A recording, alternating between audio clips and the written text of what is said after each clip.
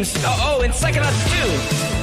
New games are coming fast. 12 minutes and Hades.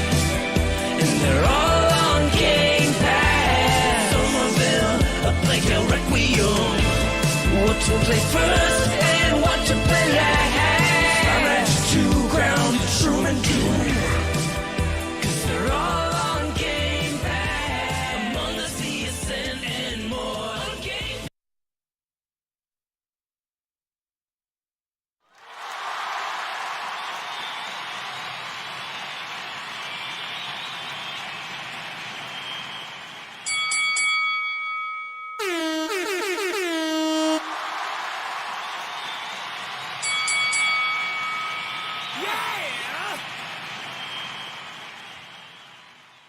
Where's the lamb sauce? Happy birthday, Philness. Where are the freeing games? You are a filthy common Xbox. Happy birthday, Philness.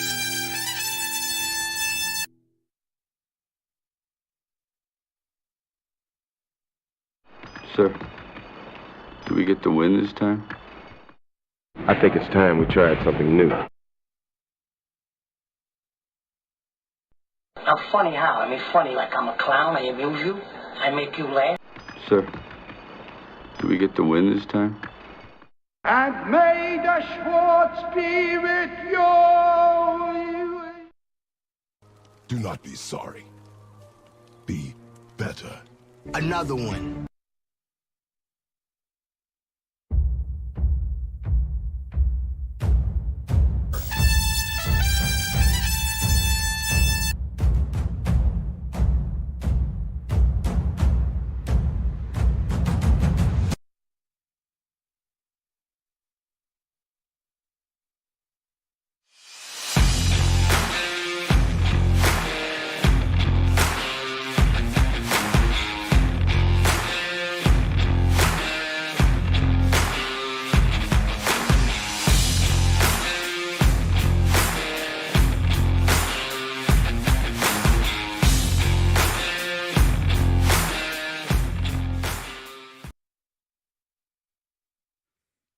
What's up, grinders? How's everybody doing? Yes, what's up? It is a Monday night. It is the Gaming Grindhouse, and we're open for business. It's a party! Oh yeah.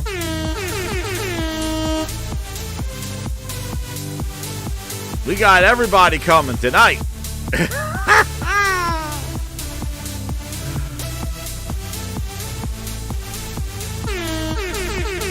There they are. There they are, the VIPs.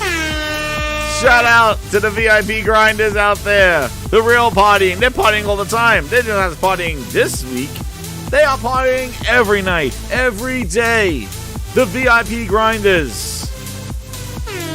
There they are, the wall of grinders with Herman Holtz quality splits. It's a party every night there. Be a VIP grinder. Reach out to you guys today to tell me what grinds the VIP's gears. I'll be reading those out today, but shout out to Herman Holtz and the quality splits. Yes, in the chat. He's playing that music. Thank you again, VIP grinders, for all the support. Again, everything you do, flexing those emojis. I enjoy making those emojis for everyone. And more to come. I actually put a new emoji in. We brought back the Phil Spencer holding up the $70 billion check. They're always doing splits, Froggy. They're always splitting. Quality. They're not just splits. They are quality splits.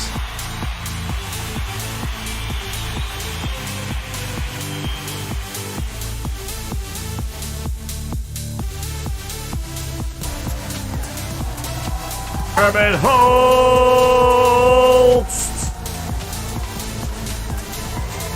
Join Herman Herman. There it is. $70 billion in the chat. 70 billion. Oh, baby. It's a party. Hey.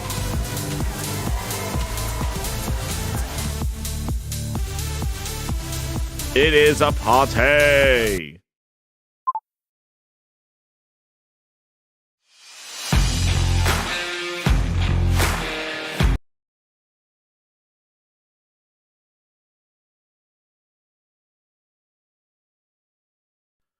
Hopefully my audio's working. Back. Yes, there it is. $70 billion. Phil Spencer's John Cusack holding up that check. Money, money, money, money, money. Money, money, money. When we see that, we do the cash registers. There it is. Look at the VIPs flexing. The new Phil Ness emoji of 70 billion. John Cusack holding that up. But thank you again, Grinders. Yes. So, Frog's going to try to come on. I've reached out to a couple of other members to see if they wanted to join in. We'll see. It is, if not, dancing on my own. I keep dancing on my own. I'm all alone, watching you kiss her. Oh. Right over here. I'll just keep partying on my own.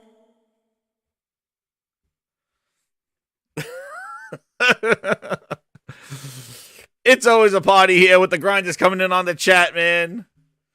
Yes, it is a party here. You like my paint? I didn't use paint, man. I'm using some skills right there. That's some Canva right there. Show me the money. Man, the wall of Phil Ness holding up the check. Holy crap. That is wild right there. So as you can see, I got tons of topics on here. So the door's open in the grind. I got to double check on Discord, make sure everybody's coming in when they come in.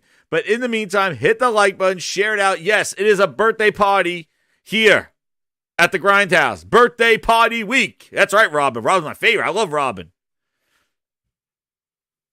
Dance. That's it. I'll be here on my own. Partying on my own with my grinds board. Oh, I got some new stuff for everybody, man. I've been working on some new stuff, new songs. But yeah, it's a party week, yo. Definitely it's a house party. I wanted to, just throw a whole bunch of topics on here, go through a bunch of them. And as you go on, yes, we'll have real people from the Grindhouse come on the show, but we're also going to have recurring visitors spread out throughout the show. So keep your ears peeled because they'll be coming on to welcome to the birthday celebration. They will be coming on here. Yes, hello, happy birthday, April birthdays. That's right, us Aries. Aries! We're the war fighters. That's right, when we come walking in as Aries, man, we come walking in, it's like, here they come. Boy. Oh, man, Boy. Here comes Aries. Boy. The war. Boy. Let's go.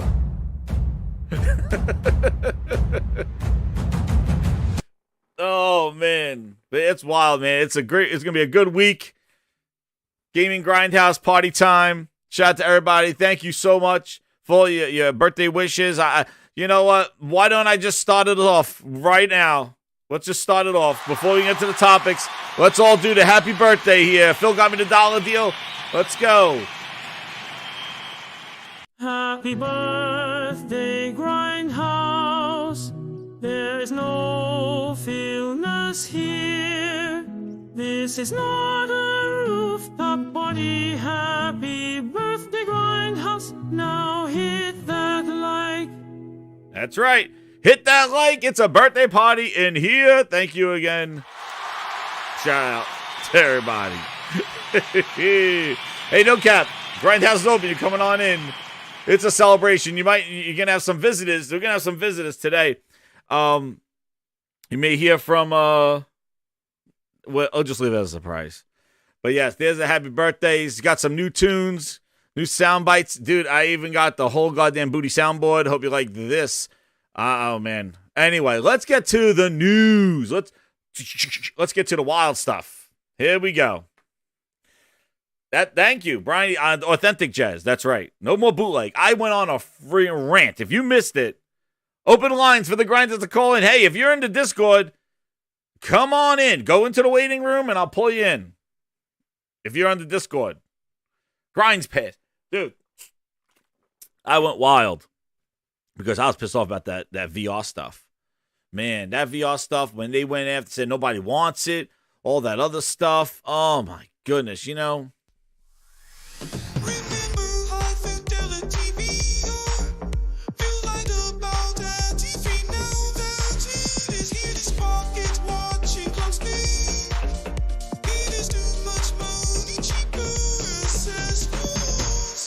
That's right. Remember that song. That's it, man. Don't get me no Crossfire X for my birthday. Oh, damn. No pause. I don't want that. Dude, I'm going to get Creed. That's what I'm going to get, Chris. I think I want to get Creed VR, too. So, yeah, we'll start off with a somber thing with this party as it ramps up. We're gonna start with a very somber time for E3. So, I didn't talk about it on this channel here about E3. And, you know, the fact that it is canceled. So, we did talk about last week. About where E3 possibly could be done, right? Well, it is done. And craziness, dude, that when Ubisoft pulled out, and Ubisoft says never go full Ubisoft, and they said never go full E3, they basically said we're done. And they just canceled E3 outright. And it was kind of, yo, I was like, damn, like, because, like, listen, I know Jeff Keighley smuggling grapes, summer smuggling grapes fest that he has. You want to know what, though? I'm going to tell you. I didn't think the summer showcase last year was that good. Actually, I didn't even think the year before was that good of Jeff Keighley's show. I think that he used a lot of indie stuff, a lot of small things, and then he would use like a Sony remake. He used The Last of Us Part 1 as his closer last year. And then the year before, he used Death Stranding, the Director's Edition with Kojima, I think. He did that one as a closer. I didn't think it was that great. You know, I think he did a better job with the Game Awards than the summer show. I don't think that there was any replacement for what E3 was. And again, he's kind of a hype man. Like, you know, he's like, hey, check it out. We're going to have all these shows. Like, he's already hyping it. He wanted to kill E3. And I just, you know, I don't look at that as a replacement for E3 at all. And it sucks that E3 is over. And I mentioned this, you know, I think I was on Crossfire, shout out to Mooch and then Salty's show. You know, the things that I miss with E3 is the hands-on. You know, the people that are on the show floor when media actually was doing something, media stuff, and actually got the hands-on to the games that they were having. And, you know, that they showed. Like, they showed them maybe on stage, but then they got the hands-on, and they were able to give opinions on it, or they had behind closed doors and things like that. And I just feel that aspect of E3 is missing. And I know they opened it up to customers, to consumers, basically, which I think kind of jeopardized a lot of what they wanted to show, because, again, it's all PR, it's marketing, and if you show a bad demo, you could ruin your game right on E3 floor. And when you had media that was kind of behind closed doors, they kind of understood it's a preview, things like that, you could control the message a little bit with the media. But when you're just opening up the show floor and having the general public now play these demos, you're going to have to provide a different type of demo. You can't give them an alpha and understand that the media may respect that and understand that in their articles. Now somebody would just tweet out, this game sucks. I mean, I was going to PAX. That Toxic Avenger game, I was like, dude, this is not good. And actually, the Toxic Avenger people tweeted back at me saying, hey, yeah, it was a bug. We just got it ready for the demo, but we're fixing it. Like, basically, where I said the characters were off screen. And what's interesting is that they tweeted me. So, like, they were trying to control the message there. So, again, the demos that you have on stage when you have public, that's a problem. And E3 needed to make money, I guess, because they didn't want to make it an industry event. Also, retail, with this direct-to-consumer stuff, E3 just couldn't sustain itself because that whole like magazine, news, all that stuff, that media was getting cut out and they're going right to consumers. That's good and bad, in my opinion. The bad part is that now we don't get the big E3 stuff. We don't get the behind the scenes. We don't get the hands-on that the media was professional enough to manage that. Because now media is just struggling around doing hype pieces and fluffers. Instead, now they could show us a demo reel, in-engine gameplay, some sort of visually appealing stuff, and cut what gameplay they want to show, and nobody gets to play it. Nobody gets hands-on. Nobody touches that game. And they just try to get the wave of internet hype without having anybody play it. It looks cool. Here's the gameplay cut we want to see. We want to show. And they could just manipulate it very easily because nobody's playing it. So that's the kind of caveats that now we're going to be exposed to, and we have been, without an E3, a showcase like PAX, or like something on the show floor where people are tangibly playing these games. Like I played Dead Island 2. Now, I didn't play a console. I don't know what, it wasn't the console version, probably the PC version, but it played great. I liked it. I thought it was great. Street Fighter, I was playing it on PC. They had them on console there. They had it on PlayStation. I was playing it. Great. But, again, you're putting yourself at risk. But now with E3 gone completely this year, I don't think it's coming back. And if it's coming back, it's going to have to be some digital piece. But again, now they're just mirroring what Jeff Keighley does. And Jeff Keighley, my number one customer, has a leg up right now because he's probably signing all those people that want to show games. And then when E3 comes around, they're going to be like, hey, Keighley is doing this. But E3 doesn't make money on a visual showcase. E3 needs the convention. And they got that convention center, dude. Know how much money they're probably losing with that convention center? I wonder if they're getting a refund. But I'm sure, because my cousin, knows about, worked with the convention stuff. And he's like, when I talked to one of his friends at the booths and stuff like that, how much it is to rent that space and stuff. You got to think, I think E3, like that convention center was reserved. So they're probably losing money this year, especially when they thought they were going and now they're not. So I don't know what it's going to look like. Shout out to Subtext with the $4.99 super chat at the first of the day. He says, SGF is a tough show to do. When you think about what E3 really was, it was a place for publishers to do their own shows, which they could just do digitally. Yeah. I agree. Summer Games Fest is a tough show to do. That's what SGF means. Yeah, you're right. They could do it digitally. But again, and the media is sort of like in the middle limbo here. And you see what the media does. They just take tweets and just hype them up now. Yes, right? They're like, hey, you know what? We're having this big show at E3. And it's like, yes, I would like to have a refund. And the LA Convention Center is like, excuse me? Yes, I would like to have a refund. Sorry, E3. You're not getting... Yes, I would like to have a refund. But I hope you leave enough room for my fist because I'm going to ram it into your stomach and break your goddamn spine!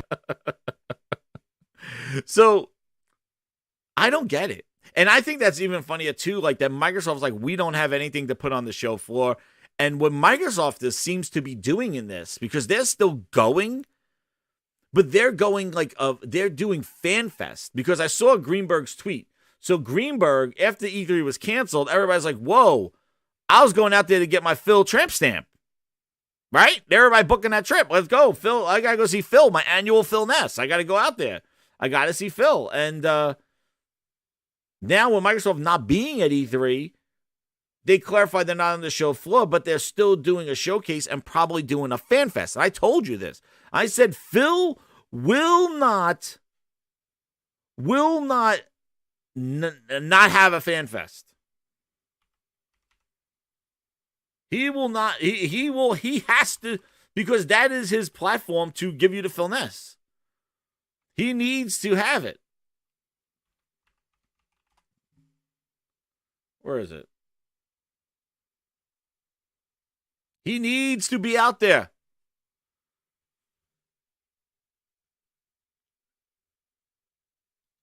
He needs to be there They will have a fan fest, even though there's no E3. Sign me please, I will bend over and touch. My knees tell me it's better when we all play the make exclusive games and lie to my face, thank you, Phil. He has to lie to your face. So they're still having it. It's just no E3, but they're still having a fan fest. They didn't announce it yet. Where was it?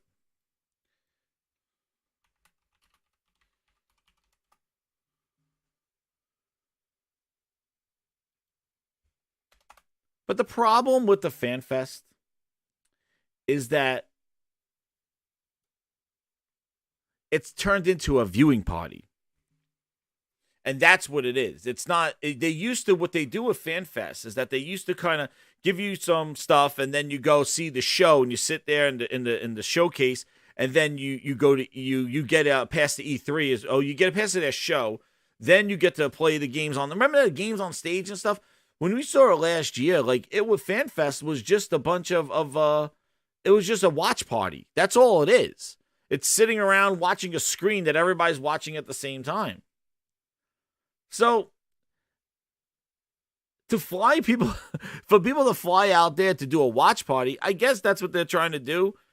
They didn't give details yet. I'm assuming they're probably going to give details. But Microsoft not having a show, anything on E3 show floor, they're basically just using that watch party thing that they did last year, and probably not having a stage show. I don't know. I don't know. But it's getting kind of close that they really need to. But Greenberg already teased on the internet that there's going to be some sort of fan fest. But E3, Sony's not there, Nintendo's not there, Microsoft's not there, E3 just shut down the show floor. And, I don't think it's coming back. And if it comes back, if I really don't know how it comes back. Comes back as a digital show to compete against Jeff Keighley's thing. Remember the one year where they tried to do, they did it in the airport hangar, almost like as professional meetings because it was getting too crazy. E3 was, the booth babes were there. It was getting too loud. People couldn't hold demos. E3 popped.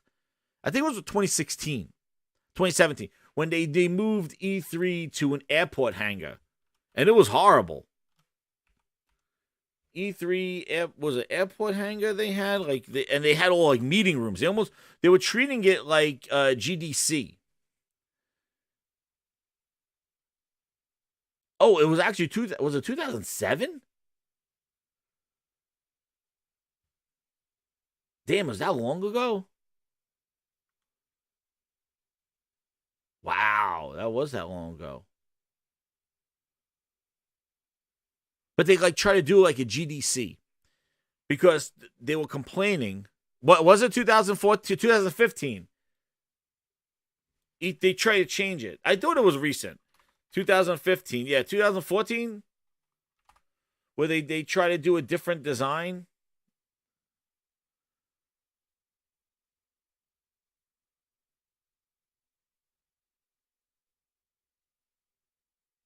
Because there was a lot of complaints about again,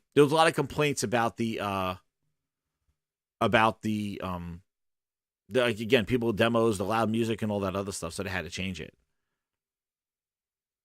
And then they went back to the show. I am dating myself, Jesus. Well, yeah. They changed it all around. Then they brought it back, and then they opened it up to the public.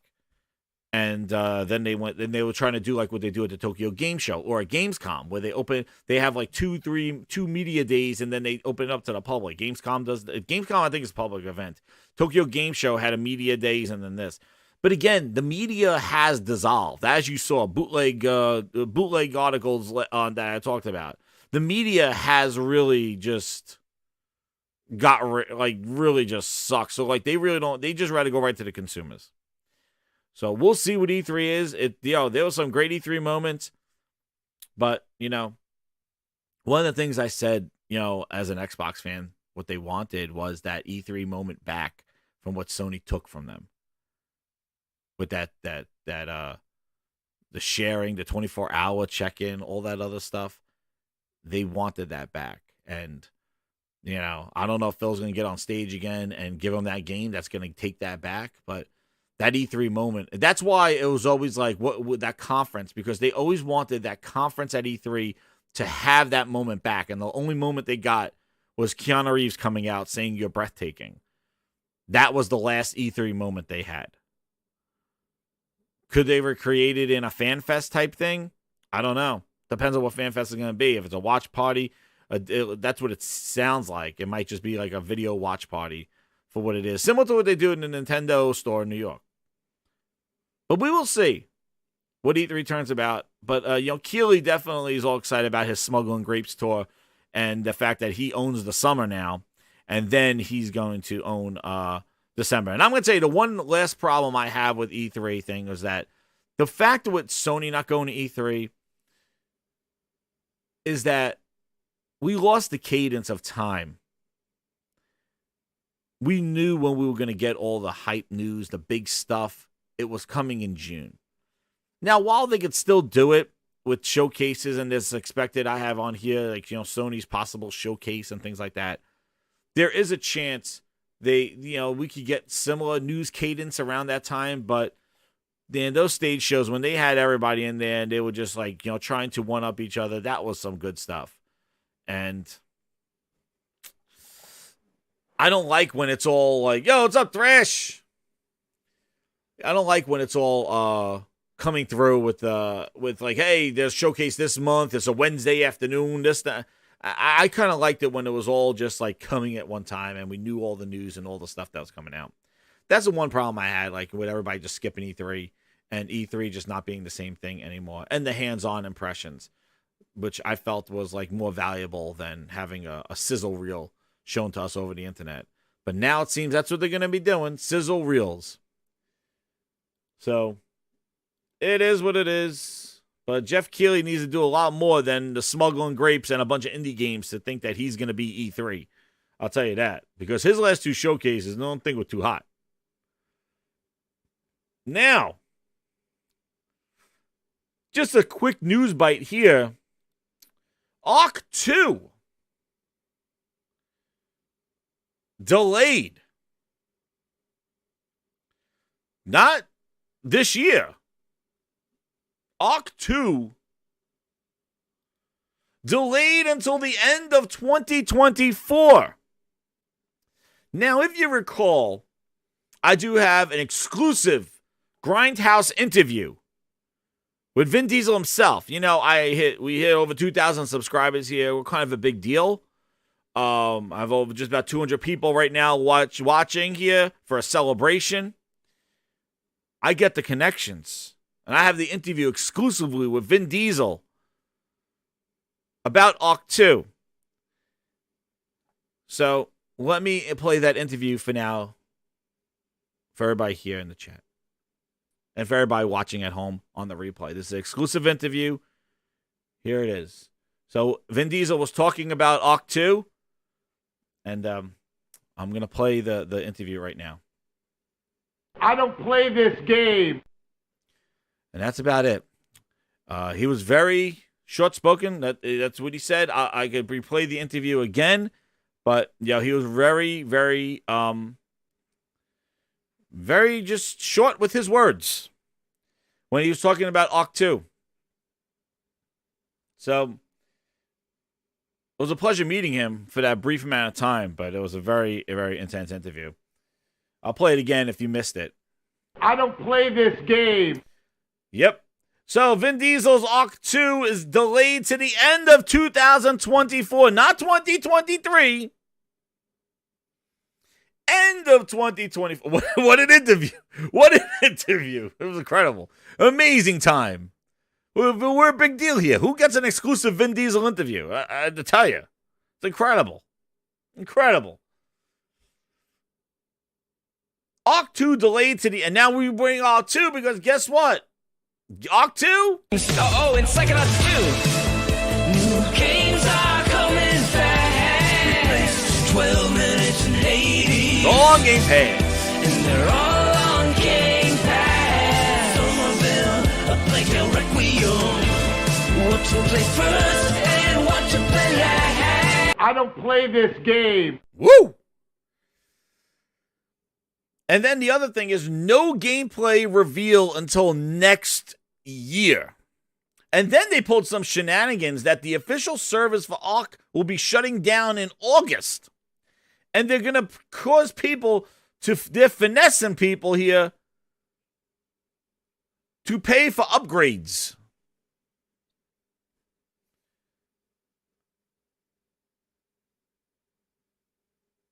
That's what they're doing because they're coming out with a new Ark. An Ark to hold you over to the Ark 2. A new Ark called Survival Ascended. And it's going to have Unreal 5 dynamic waters. It's going to look like a regular game because the other one looked kind of rough. Includes cross-platform and all this other stuff. And you could buy it for $20 if you still want to play some Ark. Ark 2! I got it right here. 2! Yep. They signed up for the Game Pass deal because Vin Diesel's Ark 2 will be sometime next year, and they'll finesse you on the way over there, making sure that whoever liked Ark anymore is surely to be pissed by the time Ark 2 comes out, and then Vin Diesel could go around with his PR. I don't play this game. Excellent. Vin Diesel, that is very impactful when he walks around the red carpet. He'll be sure to let everybody know that he don't. I don't play this game. Okay. All right. You had your moment of shiny on the Grindhouse, Vin. Enough. No more interviewing. Now they wonder if it's still coming into Game Pass. 2. They wonder if it's coming into Game Pass. I don't know. Vin doesn't play this game, dude. I don't know. But Ark 2 is delayed. Don't hold your breath. Just wait for Game Pass. Just wait till E3. Oh, we can't even play this anymore. Showcase, but I can't say when all What? our games need help. Bootleg Studios helping with perfect E3 just made my song irrelevant. E3 just made my song irrelevant. I need a new song now. I can't even do wait to E3 because there is no E3. What do we do now? Wait till we all know, even if we did not want to wait for Phil and X-Pod. Since now he says just wait for my showcase and rooftop party where you will be signed by Phil and my special favorite fool. Oh yeah. What was that? Again. Wait till we all know, even if we did not want to wait for Phil and X-Pod. Since now he says just wait for my showcase and rooftop party where you will be signed by Phil and my special favorite fool. Oh yeah. Favorite booty, oh yeah. Wait to eat. Oh. E3 didn't even want to wait for Phil. Oh my God. My God. E3 didn't even want to wait for Phil Spencer. It was an Xbox exclusive, but now look at this. The bootleg one is coming to the PS5, Xbox, and PC. So, I don't know. It must be the teraflops. I don't know what it is. It wasn't exclusive. I don't know what's going on. But, yeah. We'll see. Twisted Sync with the 2. He goes, I swear, Microsoft is cursed with these issues. It makes... You can't... Well, we can do it here. I don't care. Listen. We got Ark 2 delayed now to the end of 2024. Right? Horrible stuff going on with the Ukraine and stuff, but Stalker 2 is delayed now to the end of the year. What's Stalker 2? You're my number one customer. They seem to be choosing, I don't know what it is. It's just bad luck.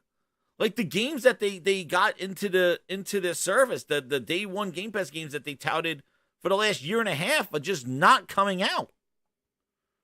It was like Stalker 2, Ark 2 now. There was a whole bunch on that list, right? Was there a list from that they had from last year? Like you gotta wonder, like what was it? It was E3 2020. Wait, E3 2022 Xbox release list? Do I have it here? Do they have that image? It just seems like I don't know, man. Their luck. It just seems like they choose these games. Here, let's see. This is was their list, right? Was this from 2000?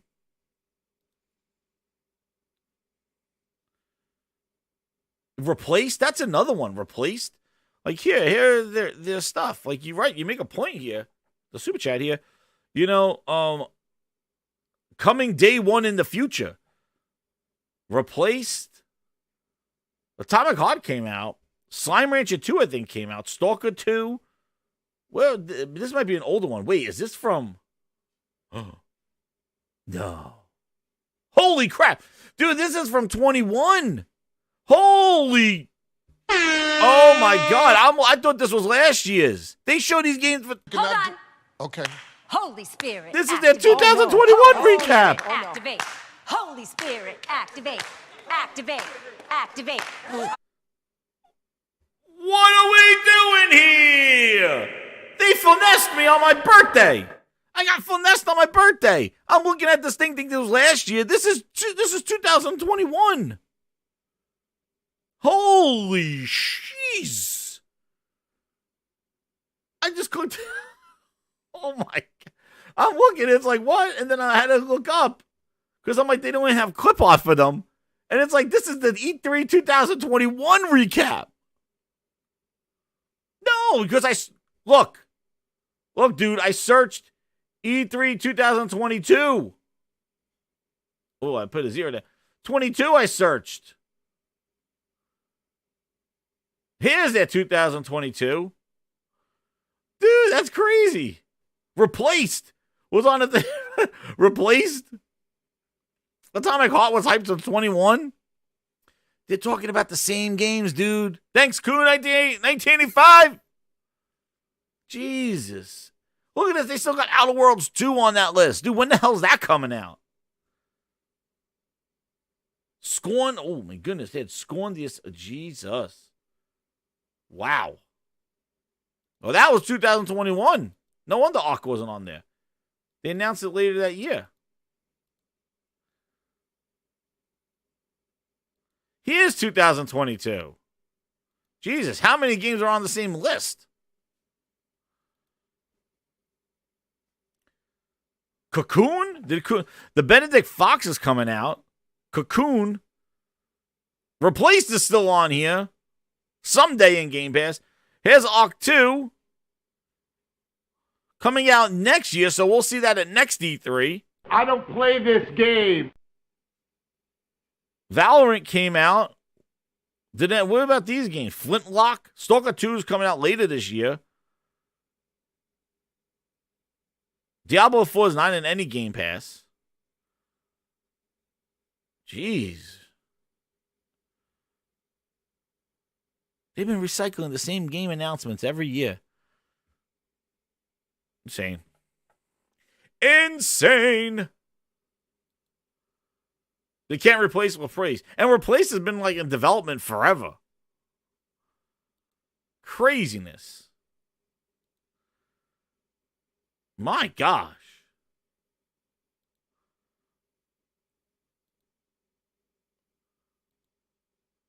What is this one? Wait a second. What is this? Wait a second.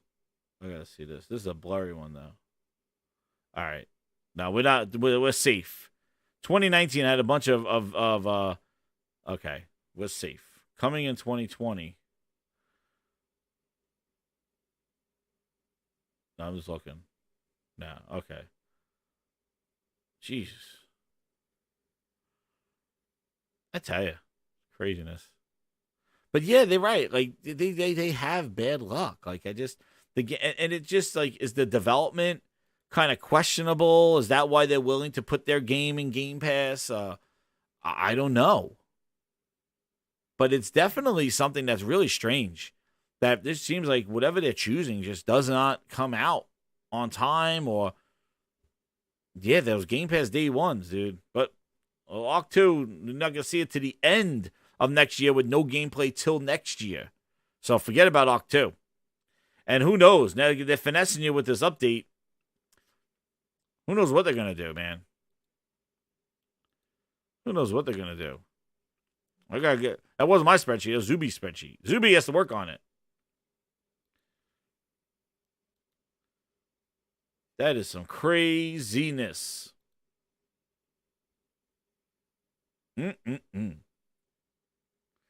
So now, let's talk about this Last of Us Part Uno PC thing. So I didn't play this on PC because I played this on, like I said, I got this on the hit the like button, everybody. So this Last of Us port, man, not doing too hot on PC. Shaders are taking forever, glitches galore, crashes, and all that other stuff. Listen, the thing with the state of Last of Us is that I think Sony and whoever the hell they got making this goddamn thing, they need heads need to roll. Herman Holtz has to undo that top button and start knocking people out. That's what needs to happen. And Link said he needs the Discord. Link, you gotta get invited again. Link, just go into the waiting room. I'll pull you in. And the thing is that, listen, I played it on the PS5 account. And again, I think this is not a good showing for. Thank you. I don't think this is not a good showing for the franchise. Like you want to you talk about quality stuff, right? You want quality with your IP, especially this IP. You can't be just dropping that thing looking like that. And if this was Iron Galaxy's doing, heads should be rolling at Iron Galaxy. Over there. What's up, Blink? How you doing, man? What's up, Jazz? It's your birthday? Oh, yep. It's birthday time. Yep, thank you.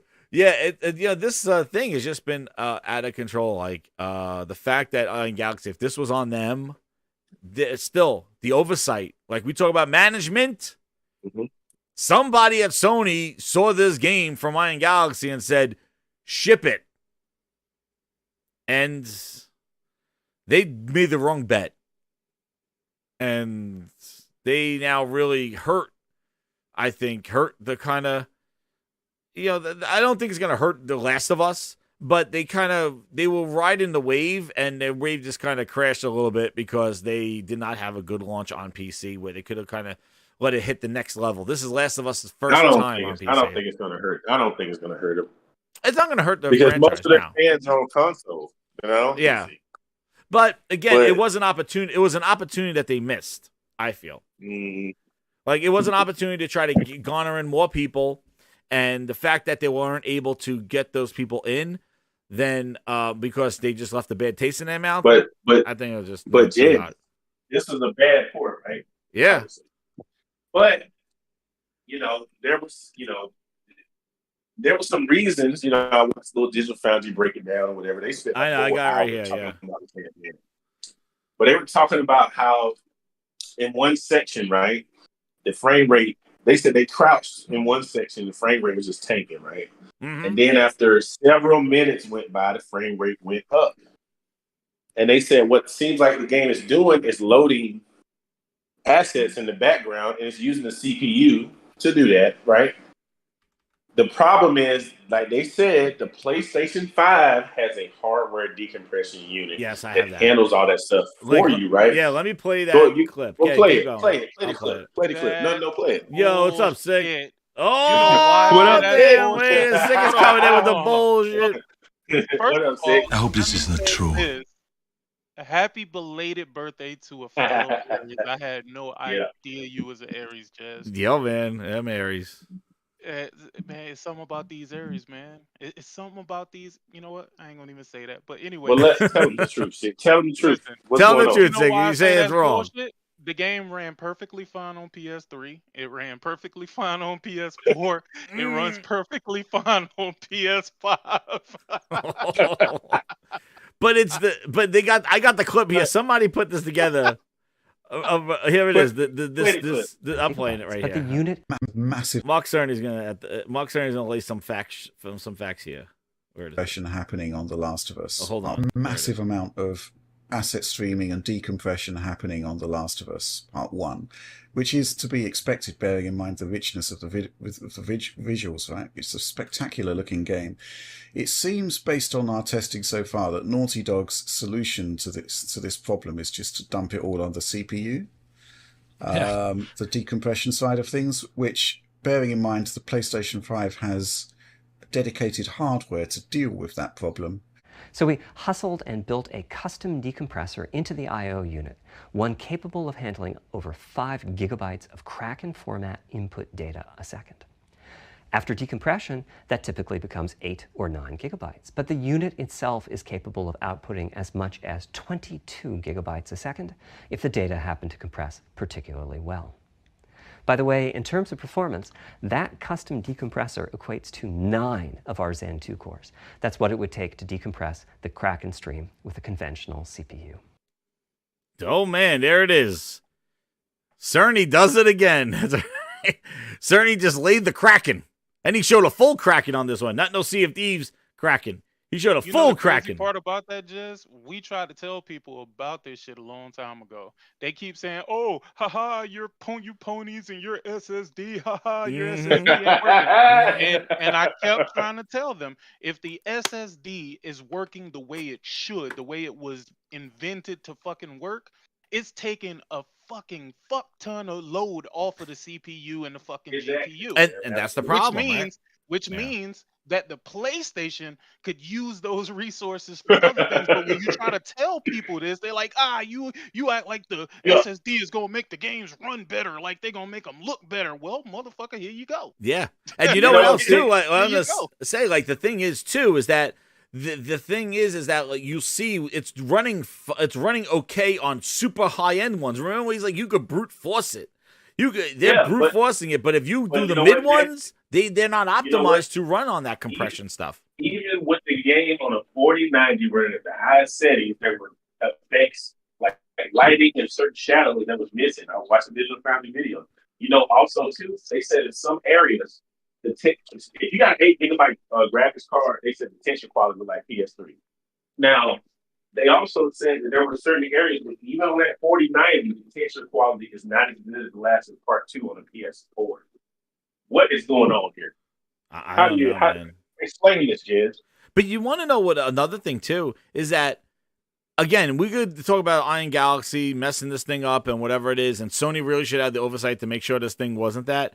But there have been some bad ports of PC games. Like, everybody running around with these 4090s and 4080s, like a lot of games that have been releasing over, and this guy says it over here, this dude over here, he went to almost crying in that other clip. He was like crying, just going, this is just ridiculous. Like, they get these powerful computers, but a lot of the ports are not optimized for their computers. Like, it just doesn't work. And it's a PC problem, I think. I think PCs need to wise up, because this is ridiculous. These PS5 games that were built for the PS5, not these cross. But it's not just PS5 games. It's a lot of ports, like, a lot of ports that come over, just not good. Yeah. Here's But let me take the uncertainty, and I'm gonna tell you this from a person that games on PC, right? The uncertainty about the hardware that you buy, PC is not a good value, bro. I'm sorry. Y'all can say what the hell y'all want to say, and yes, I'm always gonna have the latest and greatest, but y'all can't sit up here and tell me that the PC is a fucking good value. Are you fucking kidding me? Are you fucking kidding me? You spend all of this money just for somebody to tell you, oh man, yeah, this shit ain't running right. I know, that's ridiculous. That's like buying a Bugatti and getting fucking blowed out the water by a goddamn Toyota. Yeah. You know what I'm saying? Like a Corolla. And you what I'm saying? spent Not like all one of that them money. Supra. Exactly. And then you got, and know what else too? It's like you also have to spend all that money, and then you gotta run like Afterburner to kind of make sure that your everything is running okay with your frames and stuff. Like you should just visually just see it, but you gotta like see if the frame drops and stuff. Like a lot of people run those Afterburners and stuff for the stats to see how the game is running. Here's the problem. Here's the problem with that, right? Iron Galaxy, the reason why I'm not blaming them, and sure they might have a history of ports not working well or whatever, but the reality of it is they can't compensate for whatever you choose to buy. Yeah. So if you want to be a great value gamer, you It's a get the massive lowest amount. fucking quality RAM, the lowest fucking hard drive or Uh-huh. SSD. That happened to me. They can't help you with that. Like they try to tell Or you secondhand what is used- required. Yeah, they try to used tell you what's parts. required for this shit. You know what I'm saying? And the simple fact of the matter is everybody feels like every game should run on a budget PC. I don't know why they feel this way. So get over it. Get your money up. Go get you some good hardware. Get you some nice hardware expensive, that will run though, these dude. PlayStation games gloriously. Oh, there you go. Just get yourself a PlayStation. Oh man, but like, dude, I know it's crazy. It's just crazy, dude. I'm gonna tell y'all, if I haven't been doing work on my property, dog, I would have been here clowning the fuck out of these PC niggas. I Boy, wonder where you been because I know you was gonna do it. Yeah, nah. I'm doing some work, bro. I told you I Okay. unloaded 6,100 gallons of water in my fucking backyard. Oh dog. yeah, Don't you even said ask me that. how Oh, You know crap. what though? You know what's sick? You remember? I don't know if it was you that talked about this with these PC guys. It's nothing wrong being a PC gamer, Not but at these all. PC guys that get these PlayStation ports and get on there on Twitter and talk shit because they claim to be playing the best version of the game, and you ponies are playing at sub 60 frames, and I'm getting 2,000 frames, and then they get this dog shit fucked off ass game, and they're hurt. Yeah, you know what I mean? But they won't they- blame their PC. They're gonna blame the developer. And you know the thing is too, it's like optimization again. It's maybe it's not that their system is not capable, but it's the optimization. But the problem is that caveat of optimization exists with every piece of software that you're gonna play on PC, and it's the caveat that a lot of PC gamers do not acknowledge about this optimization. They just think everything could just they could just run everything. And the thing is that there are nuances. Optimizations. Yeah, there's nuances, dude. There's your NVIDIA drivers, then you get your game drivers, then you can run optimization, then you got to make sure all your settings are there. And there's a lot of caveats to PC gaming that everybody just wants to say, well, it's just like console gaming. It's better than... No, it's not. Something. It has its own issues. Jez, I own The Last of Us Part 1 on PS5, right? So I install the game, right? Once the game is installed, I boot it up. About 5 seconds, I'm into the game, right? When you download this game on your PC, right? You have to compile shaders, which can take anywhere between 45 minutes to 2 hours before you can even play the game. That is ridiculous. That sucks. That I ain't gonna even lie to you. I've never ran into Who the hell's that loading shader shaders? compiling shit. Yeah, That game has to do that. Yeah. Yeah, The but Last of Us Part 1. I never ran into that issue, so I don't know what they're What- doing. I don't know what the hell loading shaders are. I download the game. What it's supposed to do? What it's supposed to do is cache all that information so that when you're playing the game, you get a better, smoother experience. But it doesn't seem to be working. So now, I mean, most of the big games I get it on PlayStation anyway. So So what do you think? Do you think it's just a? Do you think making a game? And you know what else too? What else people aren't talking about? It's gonna get bad. It's going to get worse. Listen, it's not going to get any better. You know Well, they've why? been doing 2 hot fixes, Because so yeah. no. People literally take that PS5 SSD for granted. They do, and the IO, the whole thing. They take the equipment of the PS5 for granted. They try to attribute it to having this GPU or that GPU, but they don't tell you the combination of hardware that's inside this system Right. that's allowing it to operate the way that it Right. does. And Right. the thing is, that's the reason why they need so much memory. Why? Right? Yep. Because the SSD can act as memory in between the goddamn CPU and the fucking GPU within the PlayStation. You know what I'm saying? Right. So while everybody focused on this 16 gigs of RAM that's in the PlayStation, you're not thinking about how fast the fucking SSD is working to the point where you might as well say that it got like 32 gigs of RAM. And you know what else sick? You know what else I sick? don't want to say something Go all ahead. crazy and have motherfuckers, clipping this particular clip. But y'all gotta really ask yourself, why does it take so much memory when it's on PC? Why? Because Why does it? Well, because the memory is better optimized and utilized in a closed system with the console. And guess what? The That's what they're PlayStation doing. just has one pool of memory, right? One pool of RAM. The CPU and the GPU can access that memory. On the PC, you have VRAM and you have system RAM. And NX Gamer, he was doing a video. He was talking about this, but he was saying on the PC is a bottleneck in itself. Okay. You have what did Mark Cerny just talk about? The hardware decompression unit can handle up to 9 gigabytes of data a second. The CPU doesn't have to do none of that. The CPU has to do none of that. When you're playing The Last of Us, when it's loaded that next level, the CPU is having to decompress that data for you. It doesn't have a secondary hardware component that's handling that. So the frame rate is tanking because the CPU is trying to decompress all this data and load assets. Yeah, and that's what he's saying. He's saying it's streaming in all this information in the background, and it's using that, and where the PC it's unable to do that right now. And maybe that was a problem with the port that they need to fix. That Iron Galaxy didn't know what the hell they were doing. But again, the thing is that I really think this whole PC, and I'm going to say I think this whole PC thing. I think Sony needs to take a goddamn chill pill with this stuff. I think they're not ready for this stuff. And I think if they're going to do it right, they need to then really do it right, and they should not do this now. I think they should just make the games for the PlayStation and take away and stop doing this PC stuff. I think they need to take a break because they're not doing it right, and all they're doing is just hurting themselves really with some of their brands. Like some games, they showed some great sales, like the Spider-Man and stuff. Like if you want to do it with maybe just what Nixus can do, but I think they're getting a little too happy, like too much PC happy, and getting like, okay, well, Nixus is busy. Well, you could put it over, and you could put it over, and now you're seeing what's happening. They just hired just about anybody to work on these ports. Don't do it because their first party studios. They need to. Yeah, exactly. And I don't know if their first party is quite ready to be making. No, I don't want them to, dude. Between PC and PS5, I don't want them doing that. Yeah, no, I don't want them to turn that into like. Sick. Let me ask you something, Sick. If this game was this Last of Us Part 1 was designed with the PS5 hardware in mind when it comes to the SSD, the hardware decompression, the IO, all that stuff like that, right? There's no way you can design a game for the PS5 and the PC simultaneously and take advantage of the PS5 hardware. I don't see how you can do it. Do you think that's possible? Why not? Why not?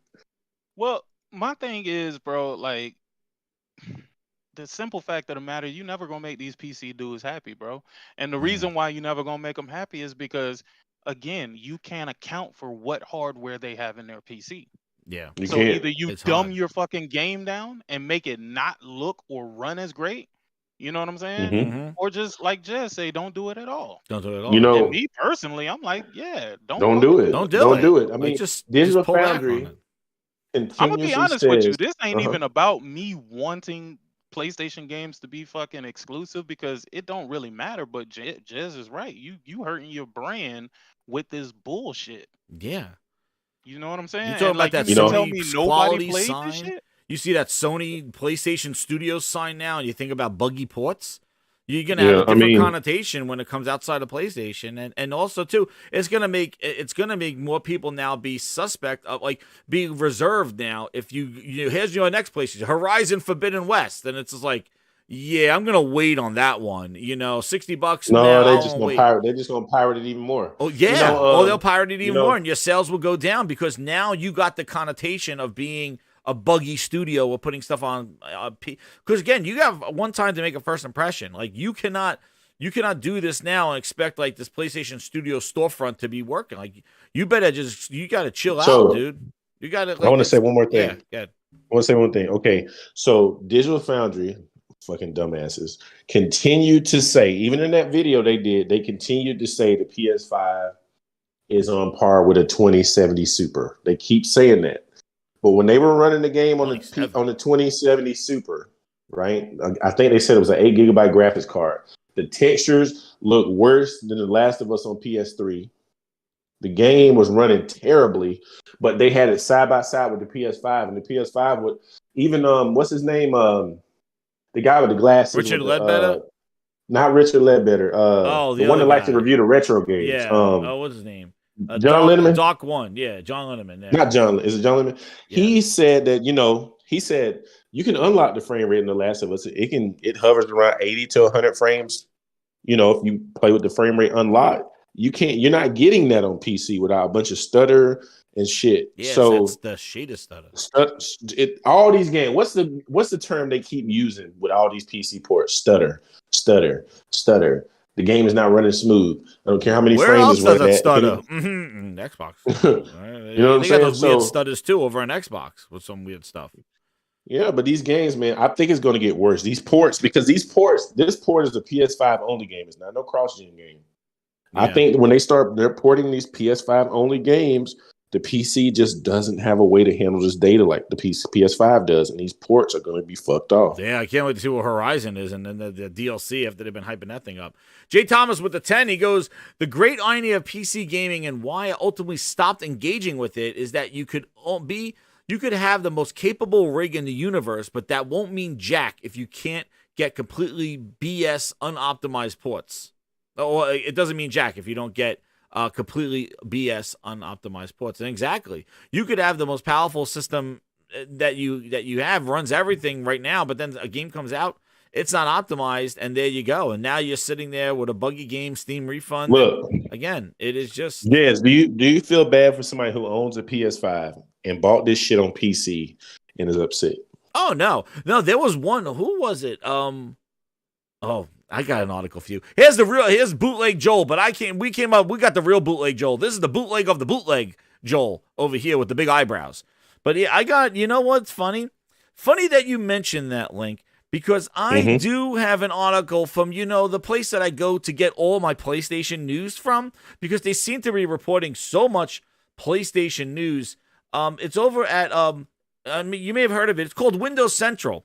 They bring a lot of PlayStation news, and I've just been going there for all my PlayStation news because they told me about how PSVR 2 is dead already because of the rumored sales. I went on a whole 2-hour tirade about that one, and that was from Bootleg Jeds, talking about bootlegs. And then I came back to them because I know this is where I come to get my PlayStation news, and they have a wonderful article about the PC version of this. Now, this actually makes more sense, though, because this one actually is involved with PC stuff. But the guy in the article, let me read his little quotes here, and you tell me. Here it is. Another wonderful Windows Central article based on a Sony something. But this one is definitely a little more applicable. Windows Central, since it's PC, it is what it is. But I'm going to read the first lines to you, Link, and Sick. And here we go. The title of the article is The Last of Us PC port destroyed all the hype that the Masterpiece TV show created. I wanted to love this game after the show. Now I'm just sad. So he starts off this article right here by going, despite having owned every PlayStation console ever released, I never actually played The Last of Us or any of the sequels.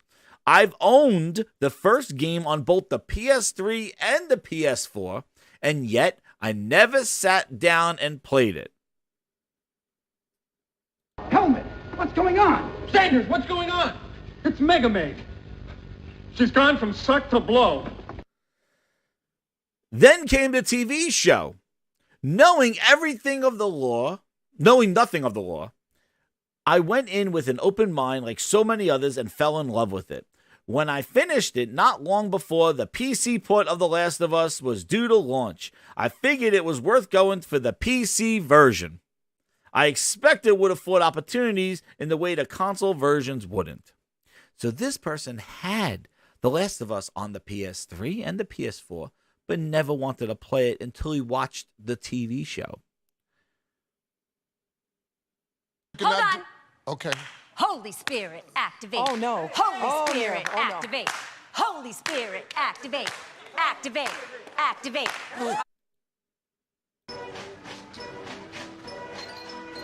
Do you believe these people? You're my #1 customer. Are you starstruck about this? Do you believe? He owns the game, but I'm not playing it until I watch the TV show years later. And now I want to play it on my PC, and when I boot it up, it gives me bootleg Joel the bootleg. And now I'm angry. I'm angry. Windows Central at it again. Jay Thomas again, he goes, also, happy birthday. If it's mine. Yes, it is mine. I wasn't clear that was my birthday. Yes. All the best for people born in April. Mine is later in the week on Holy crap, dude, Friday. That's my Friday birthday, April 7th.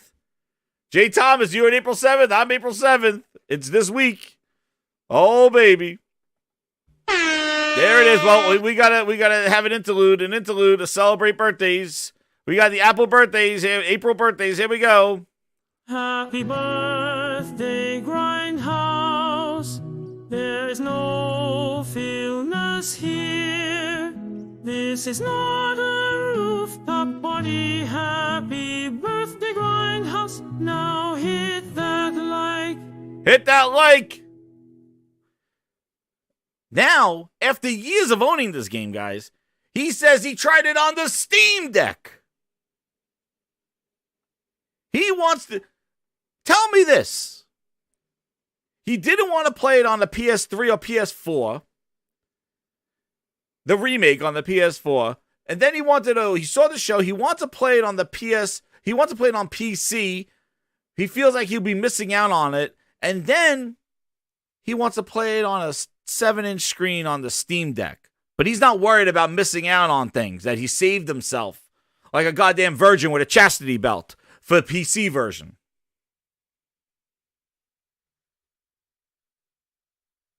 What are we doing here?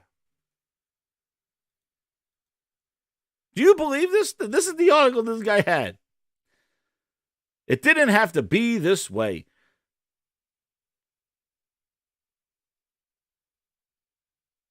This dude, they were practically giving this game away. The chat is going wild. Holy crap. This is why I go Windows Central for all my news about PlayStation stuff. He's willing to play it on a Steam Deck, but he didn't want to compromise and play it on a PS4. That story don't even sound right. But, if you owned the game twice and didn't play it, then you didn't want to play it. And who was going to get a game twice and not play it? But let me ask you this, Link. If I love the TV show and I have this thing on my PlayStation 4, he owned all PlayStation consoles ever released. I'm assuming he's talking about PS5 too. He never played it. He loved the show so much. He loved the IP and the story so much. But now he don't care about it because he waited for PC and he got bootleg of a bootleg Joel with a bad port. He's done. So let me ask you a question, Jess. Have you bought a game twice and never played it? Yeah. Well, no. You have? No, I'm saying, I'll do you say about this guy. This guy bought the game twice and doesn't want to play it, but he loved the show and that made him play it, but he played the PC version and now he's upset. Some don't sound right. It sounds like some bullshit. And then all his hype turned into immense disappointment. So then he tried it on the Steam Deck. Have you seen how that game run on the Steam Deck? Looks and runs? Most people who own a Steam Deck can't even get the game to boot. So, I don't know if it was digital. It was one video I was watching where the person was trying to play the show on the Steam Deck. The game kept crashing their Steam Deck, so they just said, fuck it. It wouldn't even boot up. Windows Central, dude. Windows Central? Yo. Let me tell you his history here. Let me tell you. He's the managing editor at Windows Central with a decade of experience. He's a former project manager and long-term tech addict. He joined Mobile Nations in 2011. Remember what I tell you about what Windows Central was. He has been found on Android Central and iMore and Windows Phone Central, because that's what it was. iMore was Apple, Android, and Windows Phone. That was Mobile Nations. Trust me, I used to follow them and watch it with Android Central. I remember them. Windows Phone Central. And now There they are. Told you, they're all Windows Phone people that turned into PC dudes.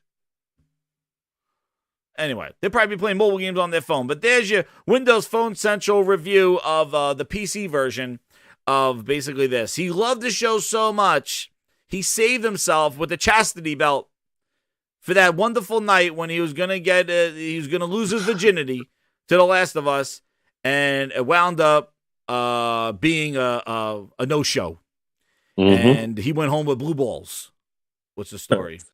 Got what he deserved. That's what he got. If that's the truth, he got what he deserved. Where's the lamb sauce? He walked in and he's like, It's raw, Melissa. Yes, chef. It's raw. Come on. Yes, chef. so he's still holding out, walking around with blue balls to play The Last of Us. What a story. What a story.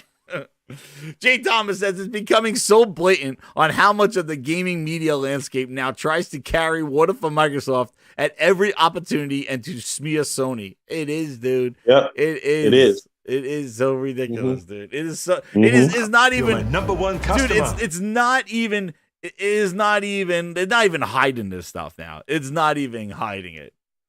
But you know, the one thing that I think Windows Central should be covering, right? I think the one thing they should be covering is the gloriousness of where is it? Where is it? They should be covering this wonderful feature. Where is it? Holy crap! Oh wait, yeah, it's up here. I gotta find it. They should be covering the games with gold. Don't you think that should be a top article on Windows Central about how incredible games with gold is? This month compared to the PlayStation services, since they love their services so much? I don't understand why everybody keeps avoiding the games of gold. As we like to refer to them, games of S. That's what we call them over here. Where the hell I have my games of gold thing? Where is it? Do I have it here? I have my comparison. But I don't see them. They're games of gold. Did you see what they were, Link? I'm sure you're downloading them right now. Can't wait. I don't have gold. Haven't had it since January or February of 2022. I'm done with that. So, yeah, I don't have gold. I don't have Gamepass. None of that shit. Done with it. It's not worth it. Not worth it. It's not worth it. I don't even know what's in it. Did you find out what was in it? Yeah, I'm finding it out right now. Here it is. I bet it's not good. Now, this is something that's gonna. It's incredible. Incredible value. Out of Space Couch Edition and Peaky Blinders Mastermind. A total value of $35 and 2,000 gamer score.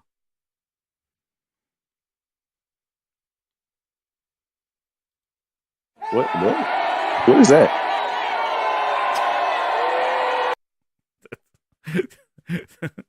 That's what it is. Sir, do we get the win this time? I hope this is not true. Out of Space Couch Edition, valued at $10. And then you got to wait to April 16th to get Peaky Blinders Mastermind. Put this thing away. This is not worth it. And then compared to the PlayStation one, for the same price, you're getting Meet Your Maker. Look, a day one release. Oh my goodness, day one release. Day one release. Where are all the people on the internet? Where are they? Sony got a day one, another one. Another one. They got another one. Another one. Another day one game. What happened? Where's all the value seekers and blue light special shoppers? Sony's doing day one games on the service. But Xbox Game Pass, oh no, day one's only on Xbox. There we go. Another month. You're getting Meet Your Maker, whatever, day one. Sackboy. That's a great game. I got to finish it now. I traded it in when I was almost done with it. Tales of Iron. There you go. Look at this. Sackboy. And this is what I said. When Sony was releasing games like Demon's Souls, like Sackboy, like those games, and Microsoft had no lineup at all, I said that matters because now Sony could leverage those games in services and in sales later on. Like Miles Morales, like Sackboy's Adventure, like Returnal. See, when Sony was releasing those games and Microsoft was sitting there with their hand in their pants going, just, Wait, just wait till E3. There will be a showcase, but I can't say when all our games need help. Bootleg Studios helping with perfect art. Where's the lamb sauce? Oh, we're waiting on games. We don't have anything right now. We're delayed. While they're waiting and having these big black holes of no games, Sony was releasing games, and now they're able to leverage them in services and sales later on. Microsoft can't because they have nothing to show. They have nothing to release. They can't leverage it. And the other problem is that they put it in the service day one. They can't. It doesn't even have legs to leverage it later on. Then what are they gonna do? Put the medium in games with gold? Like, they could try, but the problem is the medium is already in the service. So you lose that whole, like, the legs of a game. You dropped it into the service. You smeared that shit. When is the on last day time one. When is the last time they released a notable game in games with gold? Never, dude. It's been goddamn 3-4 years. It's been years. Been years. The only Probably I'm gonna tell you, know which one it was? It was 2 years Gears? ago. 2 years ago, February, they put Gears 4 or 5 in that's there what I was about to because say, yep. it was an apology for them to increase the price of Xbox Live. So they put it in as an apology. That was the only I remember time. it was Gears of War. It was Gears that of was War. the last time they put a decent game in there. It was Gears That of was the War. last time. As an They don't apology for increasing the price. It's clear they don't give a shit about gold. You know what I mean? They got to change it. This summer, they're changing this stuff because this is just pathetic. I don't even know what the hell They this need to thing is. revamp their whatever they're doing. They need to revamp it because this is ridiculous. If people are paying for this service and this is what they're getting, it's ridiculous. Yeah, that's why I stopped paying for it because I mean, I didn't really care about it, but you know, every now and then they put a decent little game in there. But no, that's right. I don't play online on the Xbox, so I don't need to pay for their online. I know. It's ridiculous. Jay Thomas, he goes, April 7th, birthday one, the Twin Powers activate. That's right, baby.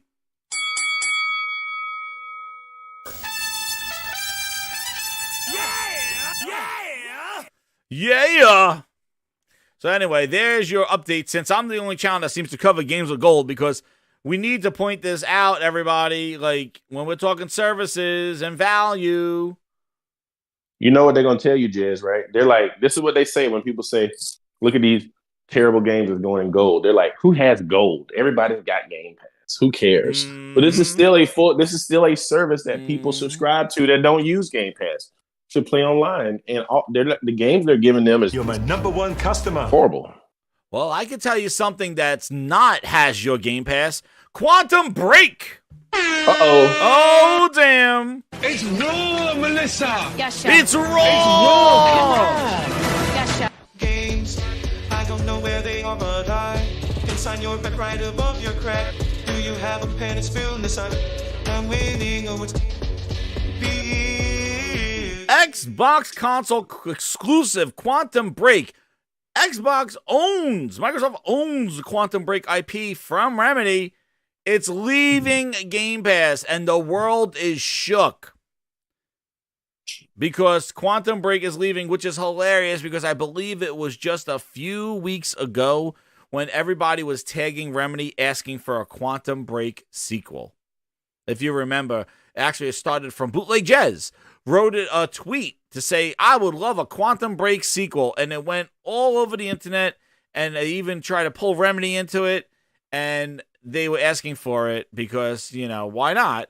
They ask for any games because they don't get any games. Why not just wish list everything? Because everything else is a goddamn wish list over there. But now, a very interesting thing is that Quantum Break, a Microsoft IP that they own, is leaving the service, where it was promised that day one games, their IP games, will not leave the service. They will be there indefinitely. Well, I guess there are caveats now that they got your money, can't vote with your wallet. Yeah, I think they said first party was going to stay in there. They did. Yeah. They did. Mm-hmm.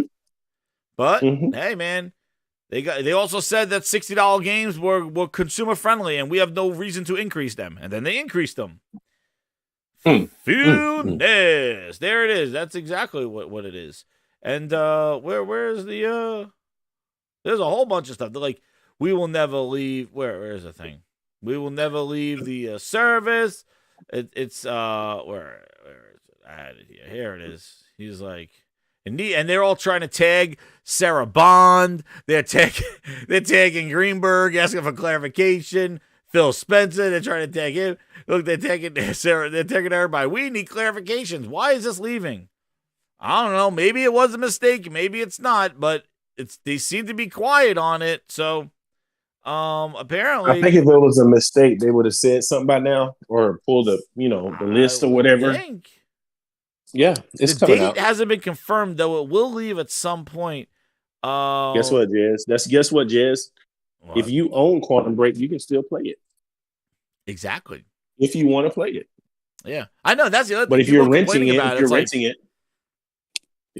it, and see, the game didn't sell well, that's why I didn't get a sequel. But like the thing is like if you had this in your service and there it hasn't been like Microsoft's been dropping tons of their first party stuff like the whole year 2022. Talk about the backlog. Like well, there you go, dude. You better get ready. Thank you, game. Thank you. At Thrift, the PS Gaming Reviews goes, happy birthday. Working on call so I could stay longer, but wanted to say happy birthday. Thank you again, Thrifty PS Gamer, member of the Saltiest Podcast panel. Thank you again, man. Shout out to you. But yeah, so it's leaving, and it was taking the world by storm. People like Quantum Break, after asking for a sequel, Microsoft's like, you don't get a sequel, you don't get a game anymore. This pretty much lets you know there's no chance they're getting a sequel. They don't give a shit about that game. Oh, now, if it is true, right? If it is true, yeah, and like here's the where is it here? It's from yeah, because people were arguing. Obviously, the defenders come out. The 3 C's in the chat, everybody. 3 C's in the chat. They were like, well, Microsoft doesn't own Quantum Break. It's Remedy's game. It's not a real first-party game. So Microsoft, Phil Spencer didn't lie. Save us, Phil Spencer. He did not lie. Save us. The Lord and Savior, Phil Spencer, did not lie to us because Remedy, it's not a first-party game. There you go. Remedy Game says, hi. Microsoft owns Quantum Break IP. Remedy owns Alan Wake IP. If you took this from G-Biz interview, the info has been there corrected. Since 2018, they clarified Quantum Break is a Microsoft IP. So stop with the damage control. If this does come out of Game Pass, Phil Ness lied to you. And actually, wait a second. Speaking of such, let's have him come in here and wish me a happy birthday. Get in here, Phil Ness. We have one of our special guests today. Why not? Why not? Let's get him in here. Let's get him in here. Let's see if I can get him. Wait. What happened with Quantum Break?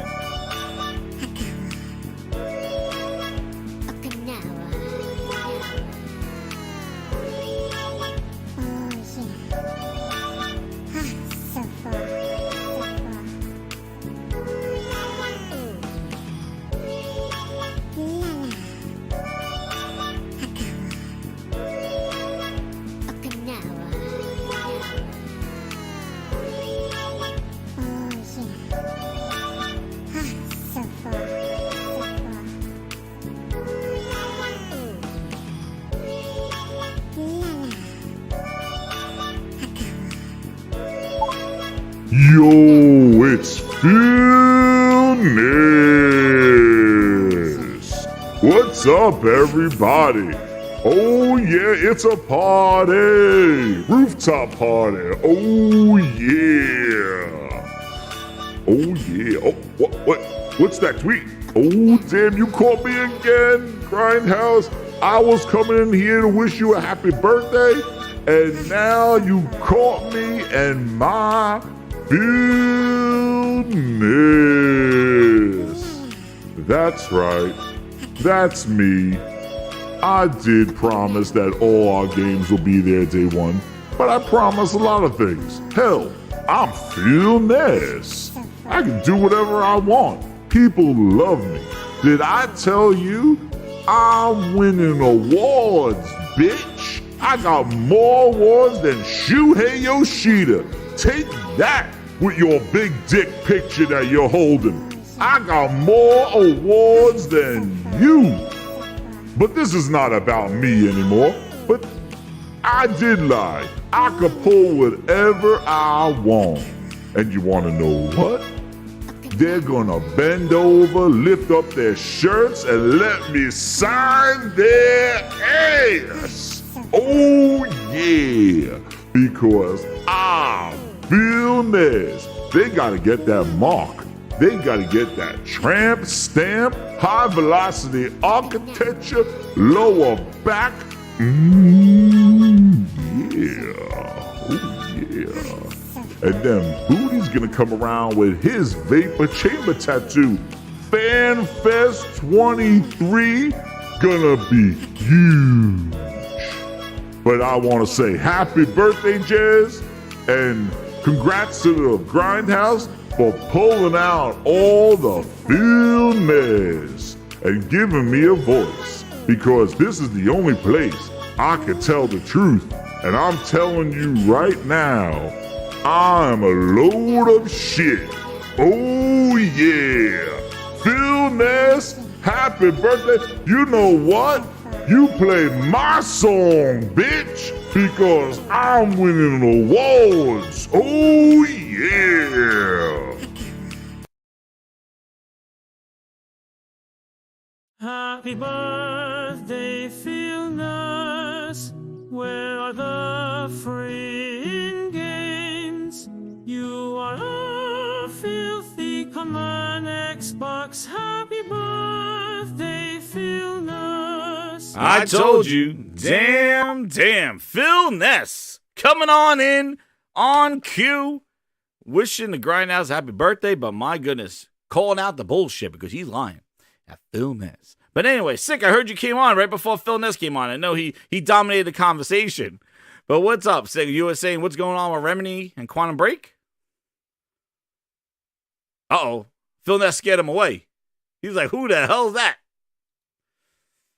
Well, hey, man. I said there'll be special guests, man. There'll be more coming. There may be more coming. But Phil Ness got called out. You know? It's crazy, man. They love him. He didn't lie. He just twisted the truth. He didn't lie. He just didn't tell the truth. He's going to do whatever he wants now. He got your money. If you don't like this, to everybody listening, if you don't like Quantum Break leaving the service, what are you going to do about it? What are you going to do? Yes, I would like to have a refund. You already paid. You can't vote with your wallet. Only when you're month to month. And they can say, I cancel this stuff if I don't like this. But they could do whatever they want. That's the beauty of being in a service when you don't own the goddamn game. I own Quantum Break. I don't care. I beat it and played it when it came out in 2018. I beat the game on PC and I beat it on console when it came out. Or 17, whatever the hell it came out. I liked it. I thought the combat was decent. The story kind of sucked, but the combat was pretty damn cool. I wanted like an arena or co-op or something like that. It would have been fun. Like I thought they were gonna do like an arena and stuff. But I wished for that. They didn't say anything about it. But yeah, I played it back when it released. But hey, it's very interesting. Is Remedy pulling this out because they are putting it somewhere else? Or they just bought their IP back? I don't know. Or it could be an error. Who knows? Phil didn't give us any clarification when he came on here. But it definitely was one of those high production games where it had the video in between, which put your controller to sleep because they're like 20 minutes and then the controller will go to sleep. But it was one of their first. You know what? It's interesting is that it was one of their first games that they did the Xbox Play Anywhere initiative, if you remember that. Yeah, this wasn't that the first game that was day and date on PC and Xbox. Yes, it That was. people And it was, the Xbox users flipped out about it. yeah, and know what else too? They messed up because the store wasn't integrated properly. That when you bought something on Xbox, it automatically showed up on PC. So what they did was they jerry-rigged it. When you bought it on Xbox, you got a PC code, and then you would type it in that way through their store because they couldn't. It didn't match up. It wasn't a 1-to-1 because it was their first game. They messed that up too. But that was their Play Anywhere initiative. Because if you see, there are some games out there that are not Play Anywhere. If you buy it on Xbox, you might have to rebuy it on PC. They have to be dictated as a Play Anywhere title, which is another feature that kind of just went by the wayside, that they really don't either specify or not that they're Play Anywhere. Now, their first-party games are that, but other games may not be. You might have to buy a game on console, and then when it goes to PC, if it's not on PC the same day, then you got to rebuy it again on the Windows Store. What? Yeah. Wait, what? Wait, Play hold on. Anywhere. I'm just catching up. Wait, what's happening with Quantum Break? Quantum Break is supposedly leaving Game Pass. Everybody's shocked because it is a first-party Microsoft game. And Microsoft promised that their first-party games don't leave Game Pass. Yeah. Microsoft promises a lot of stuff, and I No can't shit. wait for all of the lives to come to end, bro. Dude. I would be real with you. I like seeing this, but let me play devil's advocate for a moment, right? Because y'all know I never play devil's advocate when it comes to Microsoft. I'm here for the bullshit. Let's go ahead and bash them to death, right? But what if they pulled it because they're gonna remake it? That's what I was thinking. Maybe they did. Yeah, like that. Maybe doing something with it. If it is true, because it may be a mistake because they do that too. Imagine this: if Quantum Break wasn't being remade or something like that, then what would be the point of pulling it? They want you to miss it. They want you to forget it. Then they can hit you one day with the, whoa, we're remaking Quantum Break. And then now it seems fresh again, right? Mm-hmm. Yeah. Yeah, they could do whatever they want. Dude, this Play Anywhere stuff. I just went to their website. They haven't updated it at all. It's still referring to Windows 10 PC. Play both Xbox and Windows 10 PC. This is another initiative that they had, Play Anywhere, that they have not updated this. And here you Play Anywhere. These are all games. Can I see? Are these Play Anywhere games or these? Wait a second. Is this it? Are these all games that are Play Anywhere? But they haven't updated their website. I guess, are these clear filters? Let me see. Nope. No, this is just stuff in there. Holy crap. 283 games. That is it. What does it say? Play Anywhere on any of these?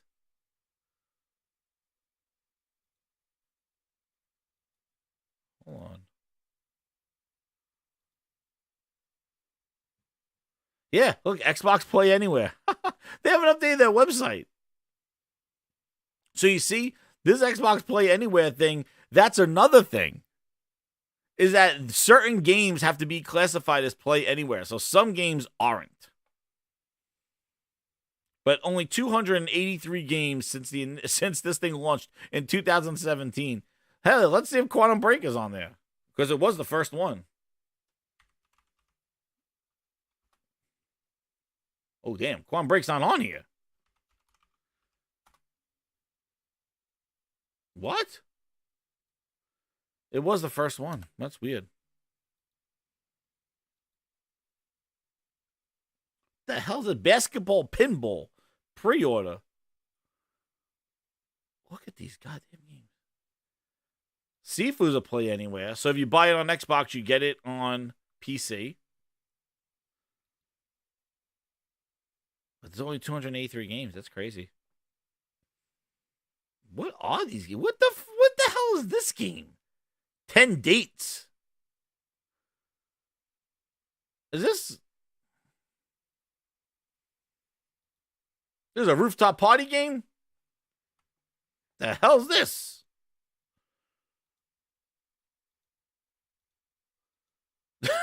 A rooftop party game.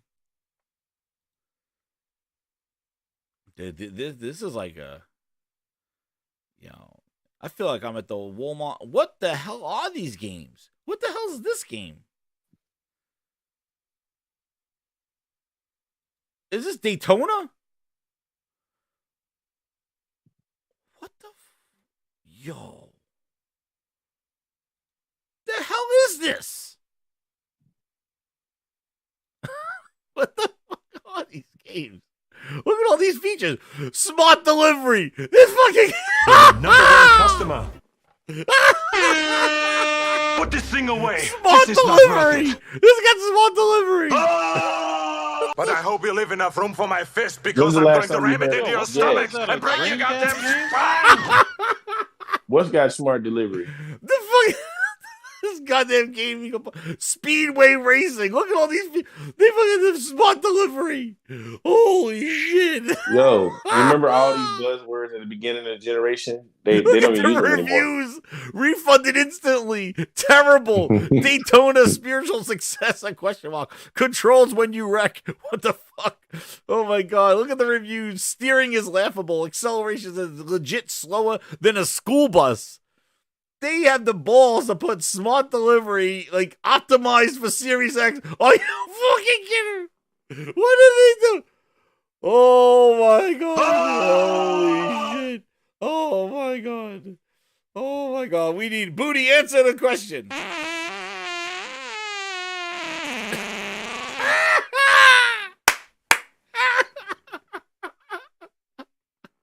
What the fuck? This game's optimized for the series. And what the fuck? They put that tramp stamp shit on anything. Holy crap. Why do I do this? Why do I click on their cesspool of trash? The hell's this? Escape 2000. What is this? Like one of those rooms? Holy crap. I gotta find out a Speedway. Smart delivery. This better not have smart delivery optimized. All right, this was not optimized. Holy crap! What is the? Dude, is Xbox a phone or some shit like that? Like, what are we doing here? Like, why are these phone games on here? This is like a Game Boy game. Holy shit. I don't know what the hell I'm clicking on. I went on play. Anyway, this is the trash that I come down here. What the hell is this?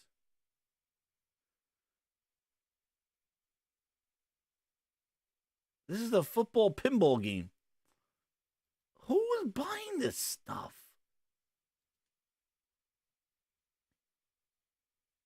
I just love that they put the tramp stamps on those games. Uh-oh, there's Figment and Pentiment. The battle. Holy crap. Dude, I almost lost it when I saw that goddamn game. What the hell is this? Optimized. Holy shit. Why are they putting this optimized for series? Like, does that mean that it's playable? They should just put playable. They should not put optimized for series S and X. This is like a freaking, this is like a little, oh my gosh. Yeah, I'm out of here. Boy, just look at this life here, boy. Man. Whew. This is what I want for PlayStation, man. You see this? Which game? Do you see this?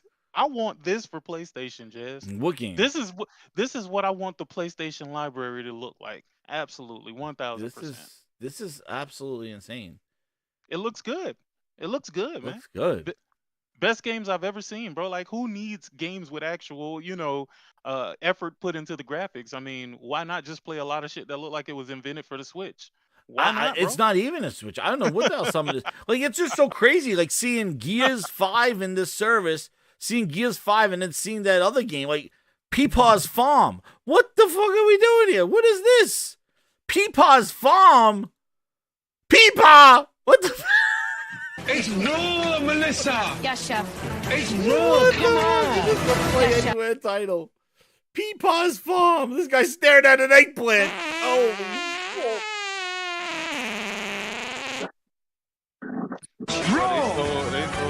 he got this dude staring at an eggplant.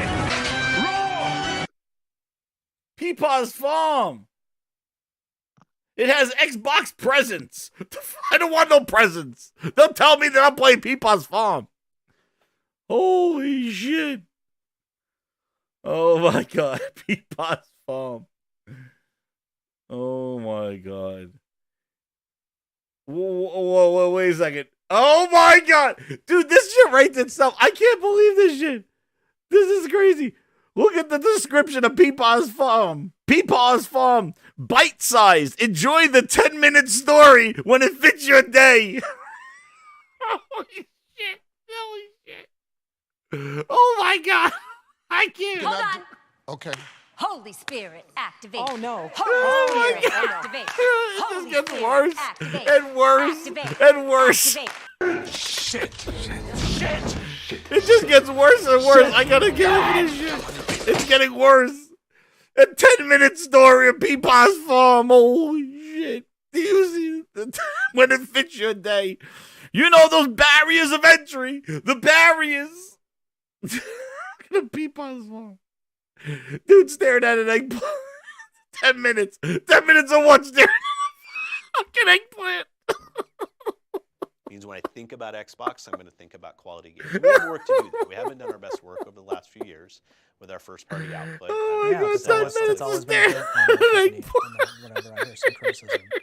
Yeah, I don't know if I'd say always. Like, I think we've gone through times Not to where we've throw done mud on you, Yeah. but that's a fair. I think it's something fair to say. It is fair to Holy say. shit. And Now he's staring at a cabbage. Fuck out of here. 10 minutes. Those barriers of entry. All the barriers. Holy shit. Fucking Peepaw's Farm. 10 minutes. Exactly. Who touts that? Who touts a 10-minute story with $5? Holy shit. 10-minute story. Why do I come to that goddamn storefront? Holy shit. Oh, my sides hurt. My sides hurt. Fucking Peepaw's Farm. Peepaw's Farm is sitting next to Gears 5. Are you kidding me? Get the fuck out of here. Dragon Quest. Holy shit. Peepaw's Farm. Fuck out of here. Glinda, and that happens more times a year. Jeff's birthday on great Xbox exclusive. Happy birthday. Thank you so much, Glinda. Holy Jesus. Oh my god, did I miss anything while I was going through my goddamn thing? Holy shit, let me see. Did I miss any stupid chats? Twisted Sync with the 2, he goes, that's what Microsoft is feeding their fans. Dude, no, this is not enough. They need to buy more. They need more. Peepaw's Farm. Peepaw is not enough. Holy shit. Oh my god, the horrible Battletoads. Goddamn Saturday morning cartoon. Holy crap. They did my Battletoads. Friggin' neutered the frogs. Goddamn neutered their ass. They did my goddamn Battletoads. Oh man. Goddamn castrated them. Oh, join over 1 million players. Holy Jesus. Sir, do we get the win this time? Deserve. They deserve it. Oh my god. To all you Xbox gamers out there, you allowed them to do this to you. Enjoy it, dude. This is just Microsoft's throwing whatever, like anything, like that. And the problem is like you could have like a store where you have like games and stuff like that, but when you're just throwing shit together like this stuff, like you just say. Like, it just shows, it's like, games are games. Like, let's throw a Peepaw's Farm in there at $5 with, like, a Gears Ultimate at, like, $60. It's like, dude, like, what? Like, this is featured? Like, this is... I don't get it. Like, I just don't... And then to put all the tramp stamps on, that's the hilarious thing. Like, the fact that these things exist, they're probably on PlayStation as well and on the Switch. But the fact that Microsoft puts all the tramp stamps on them, I think it's funny. Like, velocity architecture bullshit. Yo, what the hell is this bullshit? Is that the Windows Store? What is that? This is the Windows. These are games that you buy on Xbox and you can play on PC and vice versa. They're Play Anywhere titles. They haven't updated their website, though, because they still refer to Windows 10 PC when they went to Windows 11. Join the million play. Yeah. Because I wanted to see if that Play Anywhere still exists, and I guess it does, but they don't talk about it anymore, which is a strange thing. Who plays this shit though? I don't know. I guess for achievements, who the hell knows? I wouldn't. It's a 10-minute story. Okay, Don't let it get in your way. I see a few good little games. Stare at the this night ain't plant. Gamepass. This is just Play Anywhere. These are just Play Anywhere. Yeah, these are not. These are but usually the titles that are in Game Pass are Play Anywhere. But I don't. Jesus, Asphalt. That's a mobile game. Yeah, they are. They're mobile games and stuff. That's what they got. I'm telling you, that Windows 10 store is horrible. But a Windows 11 store, what the hell it is? But I just think it's funny. It's like, oh my god, oh, I hurt myself. I still ain't get over the whole fact that Quantum Break leaving. Yeah, man, that's what it is. It's leaving. That doesn't make any sense. Yeah. I mean, but I guess if you want to manipulate the fans, let them miss it for a little bit, then bring it back and be like, "Woo!" They haven't clarified it either, did. dude. They haven't clarified it. Like, they haven't said, "Hey, oops, it's a mistake." It's in the leaving section and still there. So, I don't know. But yeah, it is. It's still there. But anyway, oh my god, talking about another screw job. Man, another screw job. Finally, finally, the hardware expansion solution to the memory is solved. Thanks to finally somebody else. Western Digital is now making a new details of expanded hardware now. Showed up at Best Buy on the website. Finally, Seagate is not the only show in town with their overpriced memory. We have a very cheaper solution with Seagate, coming in at a whopping $179 for a terabyte instead of $219. Wait, so that's $40, I think. Western Digital are about to launch a new. Okay. So they are coming in still overpriced, $40 less than the expensive Seagate one, when you can still get them for sub $150. Hey, but that's for a terabyte though? Yep. That's for a Nah, terabyte. you could get a 2 terabyte for like $200. That's what I did. Yeah, $200 you get a 2 terabyte, but their 1 terabyte You can option get- right now is the new one now. You guys hear me? Yeah. You can get the 980 Pros on sale for like $150 the other day with a heatsink. Samsung. And it's $150. Jeez. 2 terabyte. Yeah. 2 terabyte. This ain't this is still not a good look. Nope. It's still overpriced. Well, they got to pay for that proprietary slot, dude. And there it is. Like, for $179, it's still hugely overpriced. Like Tom Warren does say that for 1 terabyte, especially when you can find the Samsung 980 Pro Gen 4 drive. Remember, these are Gen 3s, these Xbox ones, for $79.99 right now. A 1 terabyte. No, the fact that they got to go out of their way to make a custom design, that's probably the reason why that shit is overpriced. Like, Yeah, it's proprietary. material on that bullshit. It's never going to go down. Like, it's never going to go down to that price because it's not an open market. They got to pay for that proprietary thing, and Microsoft's making royalties on that. So, great that there's another option, and it's a cheaper option, so that'll probably make Seagate now have to lower its price to match it. So maybe they get in a little battle, Seagate and Western Digital, depending on the demand for this. But, this is pretty much a necessity if you buy a Series booster. If you have an S with 512 gigabytes with no Kraken compression, that thing is coming in with like over, 80 gigabyte games right now, because when they show up as 40 gigabyte games on a PlayStation, and the same game is like 70 gigabytes, 80 gigabytes, you're going to be in trouble with that 512. You're going to need this thing. But again, it's still overpriced, and it's because they went to proprietary memory. And that price is going to stay like that because they don't have an open market. And you could see. And I remember everybody's like was teasing about PlayStation didn't have the solution yet. They were waiting for the Gen 4. Just like you're still waiting for RDNA 3.25, whatever the hell you're doing. Well, the Gen 4s came out, now Gen 5s come SSD. Does the Xbox have any kind of decompress? What the hell? No, but apparently what they explained, the guy with the beard, Amish man, he said that when you plug this in, it has a direct connection right to the RAM or some shit like that. So like that is it's a direct connect. Apparently. Okay. They guarantee the same speed as the internal SSD. That's basically. what they're doing, yeah, because they said it's directly connected to it. Which is about what, 2.4 gigs, something like that? Let me see. Max speed. Well, yeah. I mean, it's cool. Well, but you know what? It's been like they said other people will be doing it. Yeah, it took a while. It took them almost 3 years for other people to kind of do it. Yeah, so this is a little bit cheaper, but it's still not. I'm not gonna say it's overpriced because I don't know what it takes to actually make it. But if you somebody took it in comparison. Yeah, go ahead, see. If you're talking about in comparison to what PlayStation is doing, PlayStation has a much better architecture. God damn it, I'm dropping everything over here. Jesus. It's saying seamless integration into Xbox Velocity architecture. And the 512 is $110. The 1 terabyte now has been reduced. They already reduced it from $220 to $200.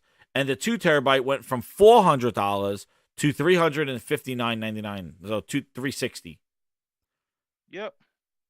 That's what Seagate has them right now. So they did drop the price on them. But with the Western Digital one's going to come out, and this one here is going to be $179 still, $20 cheaper of overpriced when you could get it for $100 less than that. So all you pocket watches, barriers of entry for game purchases, $70 games, low-priced games. PSVR is too much money. Complainers out there. PSVR 2 is dead because it's too much money. I don't see anybody talking about the size of these hard drives. And then tell me, oh, it's just an option. Well, so's the PlayStation VR 2. But this is more of a necessity than an option because now you don't have enough room. You got to delete games. And you don't have the Kraken stuff to decompress your games to make them smaller in file size. So this is more than a necessity than the PSVR 2. So all you Xbox dudes that became sales experts overnight don't want to talk about Xbox sales and being third place and being minus year over year 17% and the console's not selling and even after a $200 discount. Here you go. Here's an article for you right now, Windows Central. Boom. You're so concerned about PSVR 2 sales, saying that it's dead and needs a price drop. You should go look in your own backyard. Is it dead? I haven't heard any sales. Oh, well, no. According to a guy who took a shit, yelled out the bathroom stall, he thinks it's going to be $270,000 by the end of March. They ran around saying that it was confirmed sales. Based on some dude analyst taking a shit, yelling it out at a bathroom stall. Somebody heard it while they were taking a piss. So based on nothing. Nothing. No sales numbers or anything. Don't worry, it'll be an L. But yeah, but everybody complains about. But the same folks that complained about that's too expensive for mass adoption have nothing to say about these overpriced memory cards, which are more of a necessity. Nothing.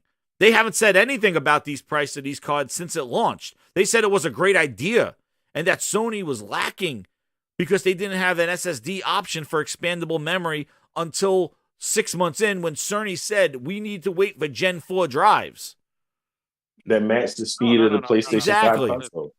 Listen. These are Gen 3s. Here's the thing. When somebody says, hey, don't go buy anything until we test this shit, I think they're kind of looking out for you. I think they're kind of like, yo, let us do the testing first and we'll see what works and what doesn't work. And then Mark Cerny came out and was like, the Western Digital, I think that's the one that he likes. You know what I'm saying? Like, he basically came out and gave the green light, like this shit works. Yeah. You know what I'm saying? Well, they had to test it, but they had to wait for the Gen 4s. Thanks, Salty. But yeah, like they had to wait for the Gen 4s. These are Gen 3 cards, and basically they waited for the Gen 4s, and then when they came out, the price now have dropped so much. Now you can put Gen 5s. Technically, they're going to be coming out. And the thing is that you could get now 2 terabytes for like $199 with a heatsink. I got a Kingston memory one. Cheaper than that, man. And you could also, cheaper than that too if you wait for any sales. But like I got that one. Yeah, I got the Samsung 980 Pro some months back in my second PS5 for like $169 with a heatsink. 2 terabyte. And then Yep. But I'm just saying like the prices. Somebody told me the prices weren't going to drop, but competition going to drive the prices down. You know what I'm saying? That's what they said. Yeah, because it's an open market. And I remember saying it was an open market. Arguing about that shit. Yeah, man. I said it was an open market. The prices are going to drop down, and there it goes, and it did. So yeah, but I mean, come on, who didn't think that those prices was going to drop? I mean, anybody who heard what Mark Cerny was saying, and him talking about how they're doing testing for multiple drives, not just one company to make the drives, you should have already known that it was going to be a competition out there. And then everybody started marketing their stuff as PS5 compatible or PS5 ready or whatever the case may be. It's not even a meme anymore. Again, you would have to be stupid or want to believe otherwise to think that there wasn't going to be any sort of competition with these drives. And then not only that, they started dropping the prices fairly quickly.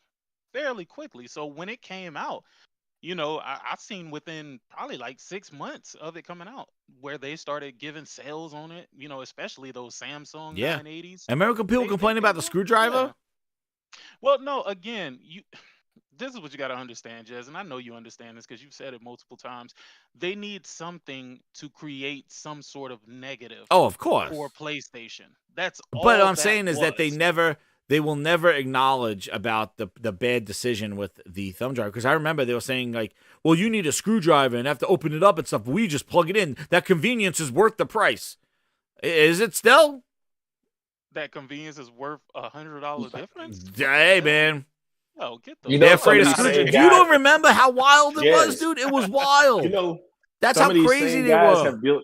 Some of these same guys, Jez, some of these same guys are PC players that have built PCs, but we're complaining about this. I got mine pre-built. Well, you want to hear a funny? I thought about including this because I think this is hilarious.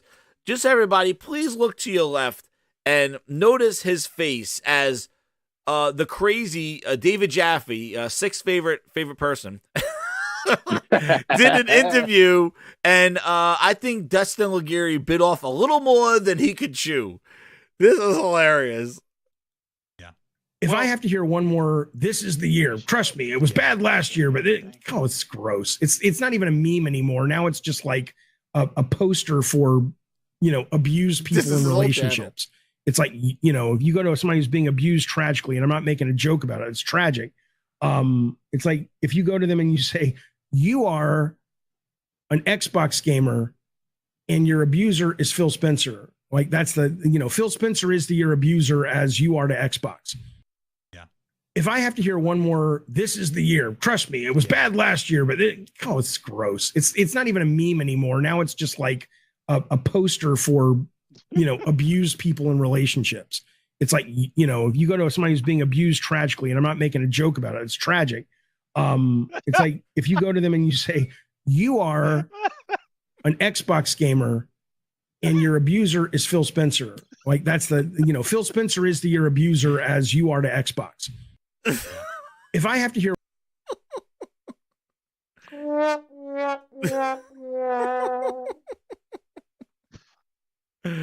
Oh man, dude, it's just like he's like, what did I just get into?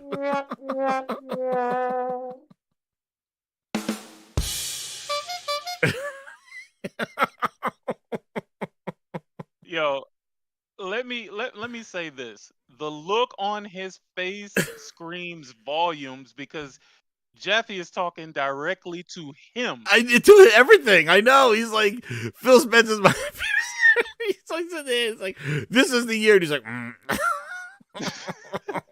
he's like, that's pretty much my content every day. Every day is my content. When you look at his face, he's like, yo, shut the fuck up. He's like, oh, do I hit the mute button? His face give it all away. He is not happy about what's being said right Hell now. no, it's discrediting everything that his channel is. I can guarantee you 1,000%. He bought Jaffe on there because he thought Jaffe was going to be on his side. Shit on PlayStation. And Jaffe did say like certain things. Like I think he did say certain things. It don't matter. Listen, but he said don't matter. He didn't expect this. No, he didn't. He didn't expect Jaffe to go in there and just say, like, I'm an expert. Dude, that is so funny. Oh man, I gotta listen to it one more time. Joke about it. It's tragic. Why you look like you holding in? If I have to hear one more, this is the year. Trust me, it was bad last year, but it's oh man, gross. It's not even a meme anymore. Now it's just like a poster for, you know, abused people in relationships. It's like, you know, if you go to somebody who's being abused tragically, and I'm not making a joke about it, it's tragic. It's like if you go to them and you say, you are an Xbox gamer and your abuser is Phil Spencer. Like that's the, you know, Phil Spencer is the your abuser as you are to Xbox. If I have to hear one more, this is the year. Trust me, it was bad last year, but it's gross. It's not even a meme anymore. Now it's just like a poster for, you know, abused people in relationships. It's like, you know, if you go to somebody who's being abused tragically, and I'm not making a joke about it, it's tragic. It's like if you go to them and you say, you are an Xbox gamer and your abuser is Phil Spencer. Like that's the, you know, Phil Spencer is the your abuser as you are to Xbox. Jesus. Yeah, he wasn't expecting that. He was the flute had but you know, Jaffe has been very vocal about he don't like Phil. He wants Phil out. He said Phil needs to be fired. Phil needs to be fired. He said that. So like, he's not no Phil Spencer lover. Yeah, this is the year. And he's like, the flute had to play, man. Why is every year the year? You know what I mean? Because the previous year sucked. They figured it can't get worse than the year that they're in. That's why. Dude, how can it be worse than last year? They got Pentiment. Like, how can this year be worse? How can the year, no Halo, the next year's Halo, how can that year be worse? But then what happens is that when Halo comes out, they're like, this is it. And then meanwhile, they just fade off. They say, no, it's stopped. Like, there was nothing that last year. So then they're like, next year is it. It is just, it's waiting, dude. It is absolutely ridiculous. Phil said, wait to E3, and E3 canceled. That's how long the son of a bitch said, wait to E3. He waited out E3. He knew it. He's like, you know what? I'm going to keep telling them, wait to E3, and then I'm going to pull out of E3. E3's then going to shut down, and then I don't have to be accountable for wait to E3 anymore. They need to just completely shut down E3 altogether. No, they did. Fuck that event. But Phil actually waited out E3. I'm talking about this ban. I'm talking about totally just E3 no longer exists. But now we're going to clean our tongues. We're going to cool our tongues and talk about this incredible update. Again, now we talk about why Final Fantasy working with that DualSense. Another one. You know, the thing that nobody was going to use. I remember people saying, only first party's going to use it. Nobody's going to use the DualSense, just like Kinect. Nobody's going to use it. The trick is, you don't know that they already first party. Oh, damn. Oh, damn. Oh, damn. There's lighting that up. Holy crap. So they're saying now, from the intense moments to subtle things. So let's see what about that DualSense. Where's my DualSense thing? Where is it? All right. There are certain sections where the player have open heavy doors, lift up porticulces. I don't know if I said that word right. We use the adaptive triggers to put across that feeling of effort and resistance. I'm going to tell you, those adaptive triggers and the vibration in the controller for Resident Evil 4 are lit, man. When you're running and you're sprinting and stuff and you feel that, it's awesome. The 3D haptic feedback and the adaptive triggers when you shoot those guns, and I'm not even talking about in VR. When you're doing this stuff, this haptic data, and the thing is they made it easy because if you see, the haptic feedback can produce extremely subtle vibrations, which we use to create heightened feeling of presence in cutscenes. We converted the sound effects used in each scene into haptic data, which lets us portray details that we never been able to do before, like the movements of the air. Oh, baby. How's that? But that's like they fully utilize the place. Hell yeah. And I'm going to tell you, you know what's funny? Speaking about, when we're speaking about Last of Us Part 1, a feature that I turned on in my fully working version of Last of Us Part 1, I added all the effects, and I turned on voice vibration. I don't know if you know that it's in the sound section for those that have the PlayStation 5 version of Last of Us Part 1. You turn on voice vibration, and actually when they're talking, depending on how loud they are, will vibrate in your controller during cutscenes, during just moving around and stuff. So like, you'll feel the vibration of people speaking, which was pretty cool. And it immersed you even more because if somebody yelled, like they were talking loud, the thing would vibrate more. You feel the tones of their voice in the controller. And it was pretty interesting because even during the cutscenes, like when they were talking low or when they talked loud, it actually mimics because they do. Oh, link, let's drop that to Discord. Because they actually do, the sound actually works towards the vibration. Like you can map audio cues to the DualSense vibration.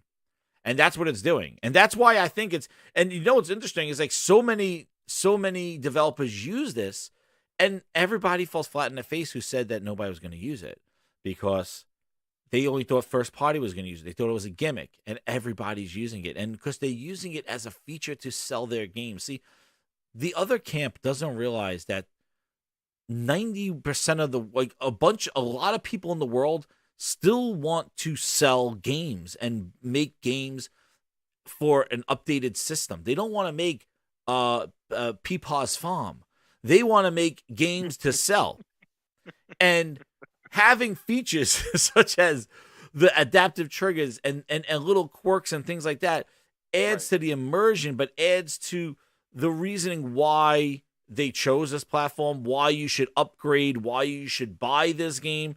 These are the little things that they do that, and developers like that, especially if it's easy to do, which it seems that it is. I always said that. I mean, the PS5 gave you a reason to want a PS5. People don't understand. That's why the damn thing is so goddamn popular, because people are seeing what it's capable of. I mean, you got the fucking weirdos on Twitter and shit like that who try and they call them barriers. Barriers. Yeah.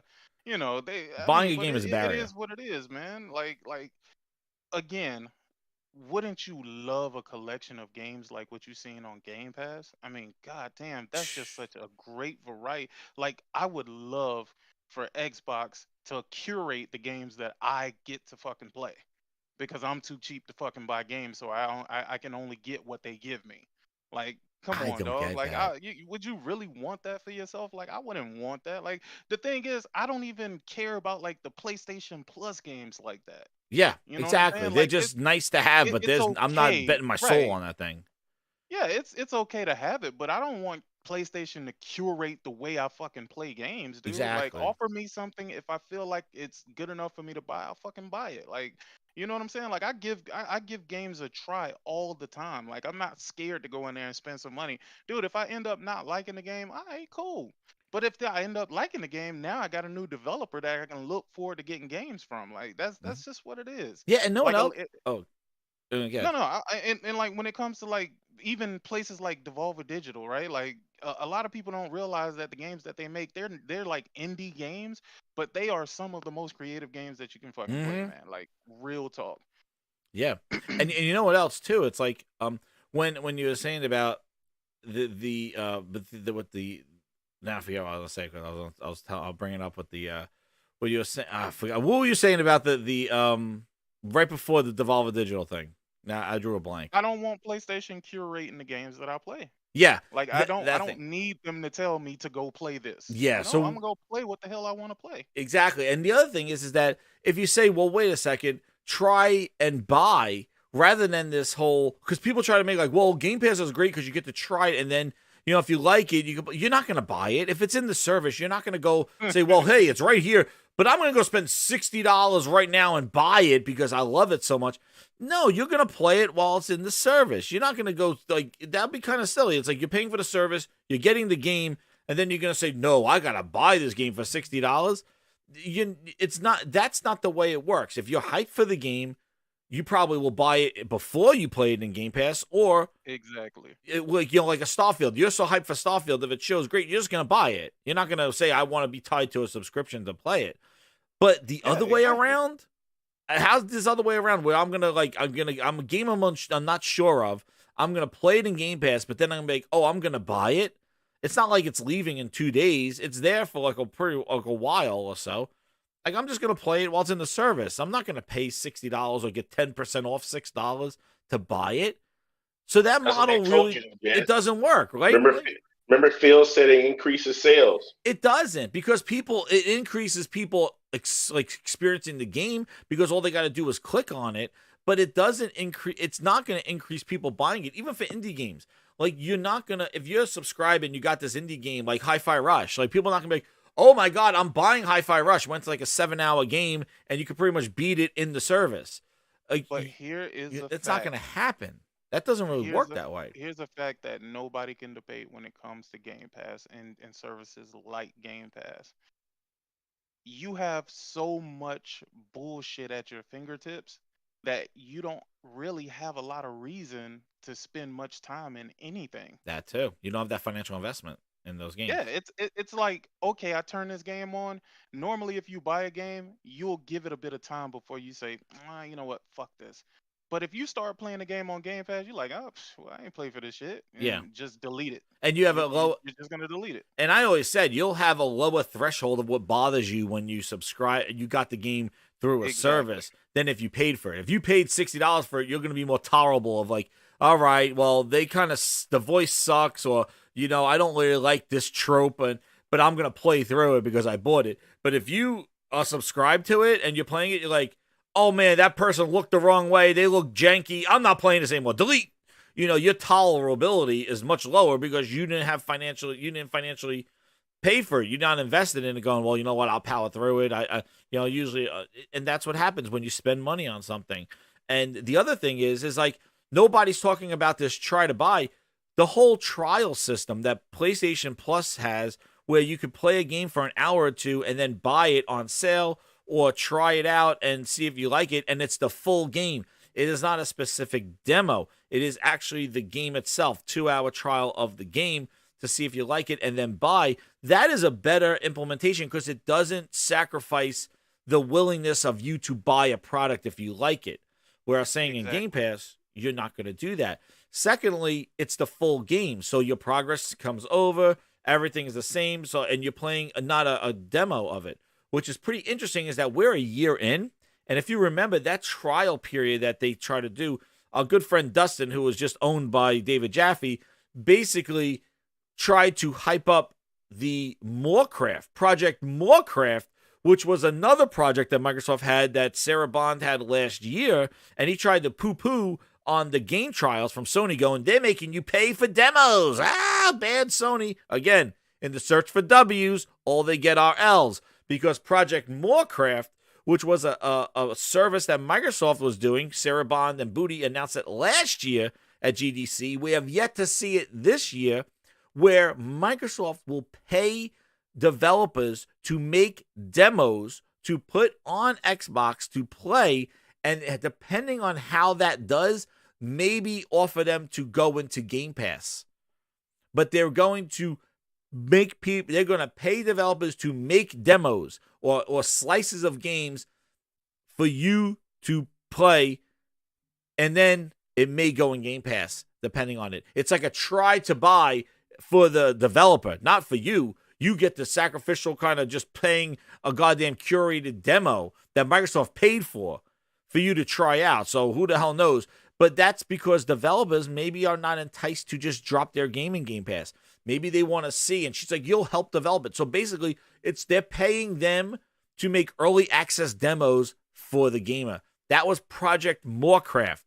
Nobody, not even our good friends at PlayStation News Windows Central, have reported on updates to Project Morecraft since last year's GDC. But the Grindhouse never forgets, and I say, where is Project Morecraft? I haven't heard anything about it. But I remember it was a big fuss because Sony was coming out with this trial system and Microsoft had Project Morecraft, and they were paying developers to make demos. Right? No updates there. Another goddamn service project that's face down, ass up in the Microsoft camp that nobody brings up. Not even our good friends over at Windows Central who live and breathe the goddamn shit. I'll say this, dude. I don't remember the last time I played a demo. I'm not gonna lie to you, man. Really, playing demos. I have access to every demo that's on PlayStation. Yeah, they have a lot of demos. And I don't really care. Like, if I want the game, I want the game, bro. Like, that's just how I feel. Like, I don't. And I'm not saying that demos are a bad thing. I'm not saying that demos are a bad thing, right? What about like, the trials, demos, though? You ever done the trial? No, that's what I'm talking about. I'm oh, talking about but those are not I demos. don't care about that. Well, I mean, trial demo is just allowing you to test the game. You know what I'm saying? And I just call them demos. But what I'm saying is, like, if I want a game, I know that I want the game. But if you're like impatient and you're like, yo, I need to get a taste of this, then I feel you, man. Go ahead and take a hit. Take a hit until the game drops. Yeah, I'm gonna try that Sonic Frontiers. That's an hour demo, hour trial. So I'm gonna try that thing there. So I like it. But and that's the thing. If I want something, I'm gonna get it regardless Yeah. because I'm gonna see what they're putting in front of me, and I'm gonna know that I'm going to enjoy my time with it. Like Dead Island, right? That's a no-brainer. Oh, for me, baby, dog. Dead Island 2. Woo! That is a no-brainer for me. I've been telling people about this game before they That ever game- even oh, the game was fun. revitalized the hype for it. You remember Link? I was like, yo, what the hell happened to Dead Island 2? Because we thought it was canceled at Yeah. one point. I remember that, I Link. remember you saying that. And You I know, was like, yo, I need that. You know what I'm saying? Like, and then Dying Light came out and they made Dying Light into this big thing. And I'm not gonna lie I did to not you, like it. Dying Light is much more boring than fucking Dead Island. Dead Agreed. Island has so much going for it over Dying Light. I mean, it's great with the parkour shit, but that get old. It I'm does. sorry. Jumping on their gets heads, fucking jumping on old, the bro. zombies' heads, doing flips. I didn't like and the I hate whole. that it's more of a melee combat type situation versus, Dead Island where nigga, the world is your oyster. Everything is dead, so it don't matter how loud you are. I mean, don't get me Yeah. wrong. You attract some fucking zombies, they're gonna jump on your ass, but at least you get to shoot guns and fucking throw bombs and Yeah, I knives did and- not like Dying Light 2. I like Dying Light 1, but Dead Island 1 was my favorite. I played the hell out of that game. And Dead Island 2 was good. Because I'm telling you, Dead Island, it's a little bit more structured like a Borderlands. It's not as crazy as Dying Light where it was about parkour. Then when it got night, it just became so ridiculous. Like, it's more of a just an RPG, like a kind of open world, kind of melee Borderlands game. It's zombies. Like, that's how I felt like. It was much more. But Dying Light 1, I liked the first one. It was interesting. But the second one, I could not get into it. I liked it. I beat it, but in Dying Light 2, comparison I did not to like. Dead Island, I think they're two totally different games. Yeah. Bro. They are two totally different games. And I love that Dying Light is in a modern LA. Like, fuck yes. You mean Dead Island 2? Dead Island 2, that's what Yes, it's a dude. And I'm telling you, what I played from the beach to the Santa Monica Pier, going through the arcade, like there's a really cool set piece stuff, and they got a lot of different types of zombies out there. And the thing is the viscerality of the melee is incredible. Every weapon did what it should do to a zombie. Like it sliced them right where, like it was. You felt and you see the slices of it. It's not just like animation of like they're just like shaking their body. No, you see the slice in their body. You could cut off specific parts, and it's insane, the detail. And every weapon left different marks in the zombies. It was so much fun to experiment. I loved it. I played it for 20 minutes. The line wasn't so long. I would have went back and played it some more. But I'm hyped for it. It comes out in a couple of weeks. But back to Final Fantasy. They were talking about the SSD here. They also mentioned about this, and he says that we wanted the graphics to be the best that we can. So we put a lot of focus on the fine details of the character environment models, as well as the quality of the light. Yeah, the lighting and the shadows to really make it shine. It's really resource intensive just to render those models on screen. The lighting and shadow effects are then laid on top of that. We're only able to do this thanks to the size of the PS5 memory. Clive, the protagonist in Final Fantasy XVI, can unleash a wide range of attacks, and the animations and effects for them can all fit in the memory too. And the way the game seamlessly flows between resource-intensive gameplay to equally intensive cutscenes and back again wouldn't be possible if it wasn't for the speed of the SSD. You know what I'm hearing when I Hands hear up. that? You want me to tell you what I'm hearing when I hear that? What? I'm gonna be honest with you. I think they are subliminally telling Xbox fans, y'all not getting this game.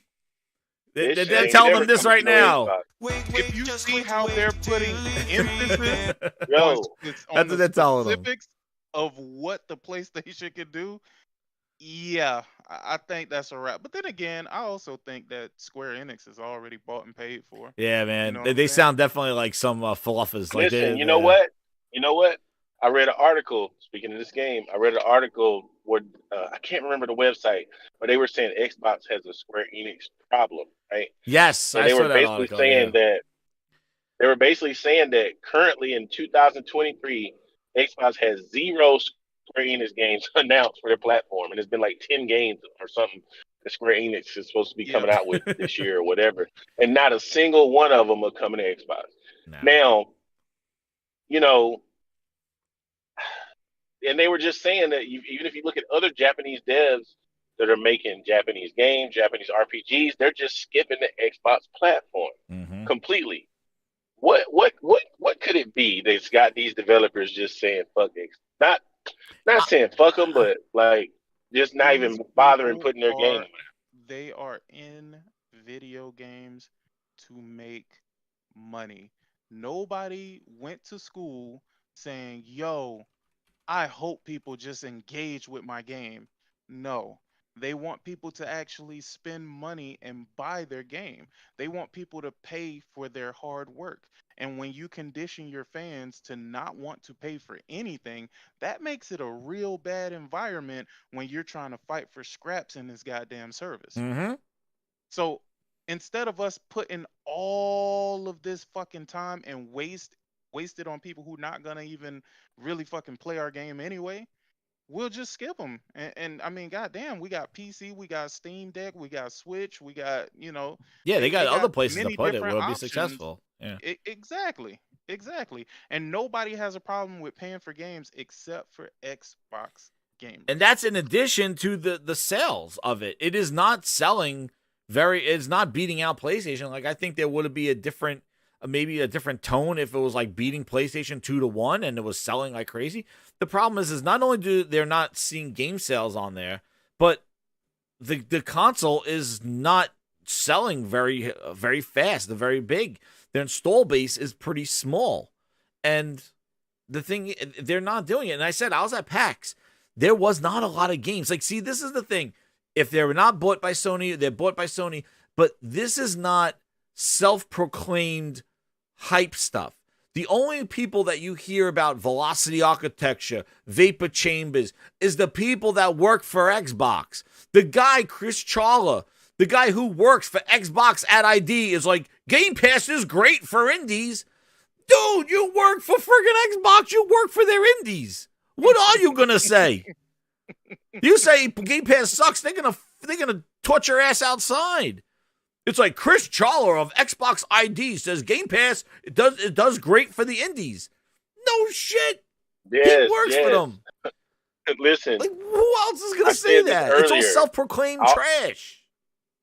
All of these features and buzzwords have slowly faded away because Xbox feedback, the employees stop talking about it.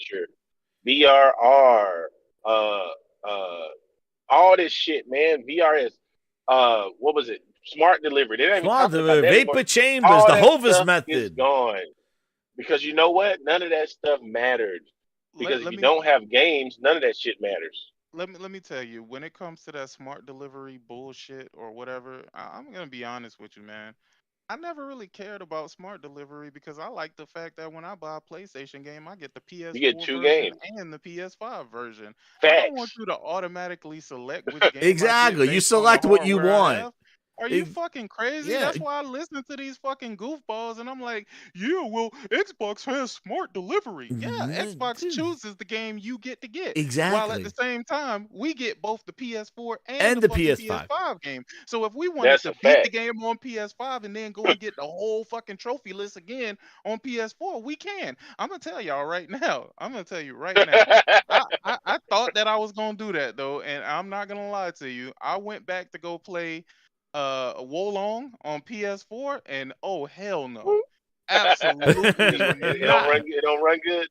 It doesn't run good. Absolutely not. Oh damn. The greatest thing that they did was the backwards fucking trophy conversion shit. So since I got the platinum on the PS5 version, when I loaded my save in the popped on PS4 that. version, boop, boop, boop, boop, boop, boop, boop, boop, Yeah. boop, boop, boop, boop, boop. Dude, no, you're right, because like smart delivery is something that's dumb, because it just does it based off the console you own. Because guess what? There are times when like my son is using a PS5 game and I can't play a PS5 game because he is doing something on my account, like he's on the Fortnite or some shit on my account, and then I'm sitting there and I'm like, yo, I want to play a game. There's a game, I'll download the PS4 version and play it of a game, especially one that really doesn't really utilize the PS5 that much. You know, one of those games that's like, you know what, I'll try the PS4 version just to play something, you know, and then if the save transfer over wherever it is, but I have the choice to download that. If you had an Xbox, guess what? You would whatever the console says, you got a Series X in this room and a Series X in that room. Well, you can only play on the Series X.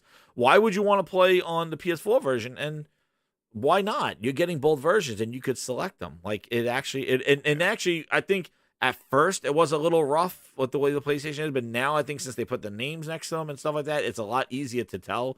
Because remember before they didn't have the PS4, PS5 logos. They just had PS5 in a blank or something like that. Then they got much better with their update. You had to click on the game to switch. Oh yeah, it was something like, you're right. Yes, you're right. It was the menu button. Yeah. Right now on the home screen, it's got both icons. Yes. I don't personally like that because when you have a disc, it's cumbersome. Based PS4 game, it keeps both shortcuts on the home screen. So I don't really care like Fantasy, that. But this is the deal though. Digital Foundry was trying to, because you know with Smart Delivery, the game just download. When you put the disc in the console or you download the digital version, it just downloads whichever version. Yeah, it just pulls it from the store. They were, but you know, remember when Elden Ring came out, which that game has terrible performance. Remember they were telling you could play the PS4 version on the PS5. 5 was better, yes. 60 frames. Yep. But they couldn't get it to work on the Xbox. They were trying to figure out a way to force the Xbox to play the Xbox One version of the game, and they couldn't do it. And so I know, because you can't. They're like, yeah, you're stuck with the crap version until they patch it. Their user was so stupid that they wouldn't even be able to figure out which version of the game to select. It's because you know maybe they are going to they are trying to cater to the lowest barrier of entry, the person who doesn't game. Like they're trying to make it simplified so much that it's taking away options for people. And meanwhile, they're doing this to the people that want those options, that want the hardcore gamers. They're telling them, they're dumbing them down to try to make it, it's so simple and easy, no barriers, dude. You're simplifying stuff too easy, too small. Like these people, you're trying to sell a 12 teraflop machine, but you're throttling everything down to work at a low level. And then this is what I'm trying to say. Like I have the Chris Chawla thing up here. Here it is. Chris Chawla, Game Pass, he says, you believe him? Game Pass isn't disruptive. Asked a few indie devs about Xbox and responses were largely positive. I don't think Game Pass has been a disruptive business model. It's been additive in a really positive way, says Chris Chawla, the guy who works for the indies on Xbox. This is the problem. It's all self-proclaimed success, self-proclaimed features, self-proclaimed capabilities. Jez, when's the last time you heard a developer, not first party, a developer praise a feature on Xbox? None. When's the last time you heard it? That's the point. Nobody has just come out and said it. First party developer praise a feature on Xbox. Exactly. No, sick. Seriously. Like he's trying to leave that one out. But Link, when have you heard a first party developer say, "Yo, this shit is so fucking amazing"? Like, I'm so glad that they did XYZ to the goddamn Xbox. You never heard that. Dude, this paragraph sick. This paragraph right here about the SSD and the features and the overlay and the characters, that should have been all coming out of 343 when they were launching Halo Infinite. Meanwhile, it was all sorry we suck. They were making so many shitty ass versions of that game they couldn't even. But that's their first party. They should be saying the same thing. They should be like, "Yo, with the power of the Series X, we're able to put a full mustache on Craig or some shit like that." They basically they was sorry we suck. You know, their first party, man. You know, did you play Outer Worlds? I played the first one, yes. A little bit. Did you beat it? No. Okay, you just played a little bit. I played a little bit. I mean, I played it for about a couple hours, and I was like, man, this shit. But anyway, it really played like one of those Fallout games. You know, I don't really care for them, but I could tell that this studio was in the same DNA of that type of game. But you know, they recently released the PS5. They released the next gen version of the game on the PS5 Series X and S. It run like dog shit on all the platforms. Horrible on all the platforms. It runs worse than the last gen version, which is crazy. This is This is the funny part about that situation, right? I'm not sure if you're aware of that, Jez, but these motherfuckers said that the games, and I forget who it was who said it, but he said the games will be first, better, or best. Oh, is that Brad Sam's guy? Brad Sims. On their Brad platform, Sims. right? Yeah. And what do you know? The PlayStation underperforms every single thing under Xbox. Well, Even that's the what Series, Sony's worried about with Call of even Duty. the Series S. Are you fucking kidding me, dog? That's what Sony's worried about with that Call of Duty, dude. They're gonna make sure it works on the boosters with their split RAM trash, and then meanwhile the PlayStation one is gonna be the one loading shaders and shit. All I'm saying is, I don't trust if anybody making takes a games. look at that shit and thinks that this ABK deal should go through, something is wrong with you, bro. Well, I've been seeing a lot of negative shit too. Like, I don't want to to. talk about the ABK thing today. I didn't have it on the list, but like, I saw that too. Like, basically, some articles coming out going, "Hey, this is not good," and everybody's like, I saw some articles about that too. It's not good. It is Like, not good. Again, why would you praise getting lower quality shit? Yeah, it's not good. So I mean, it's not like just like PlayStation gamers are gonna get the rough end of this shit. No, Xbox gamers are gonna get the rough end of this shit too. And you're gonna get the even rougher end of this shit because when they don't make no money from it, they're not gonna put any money back into it. Mm-hmm.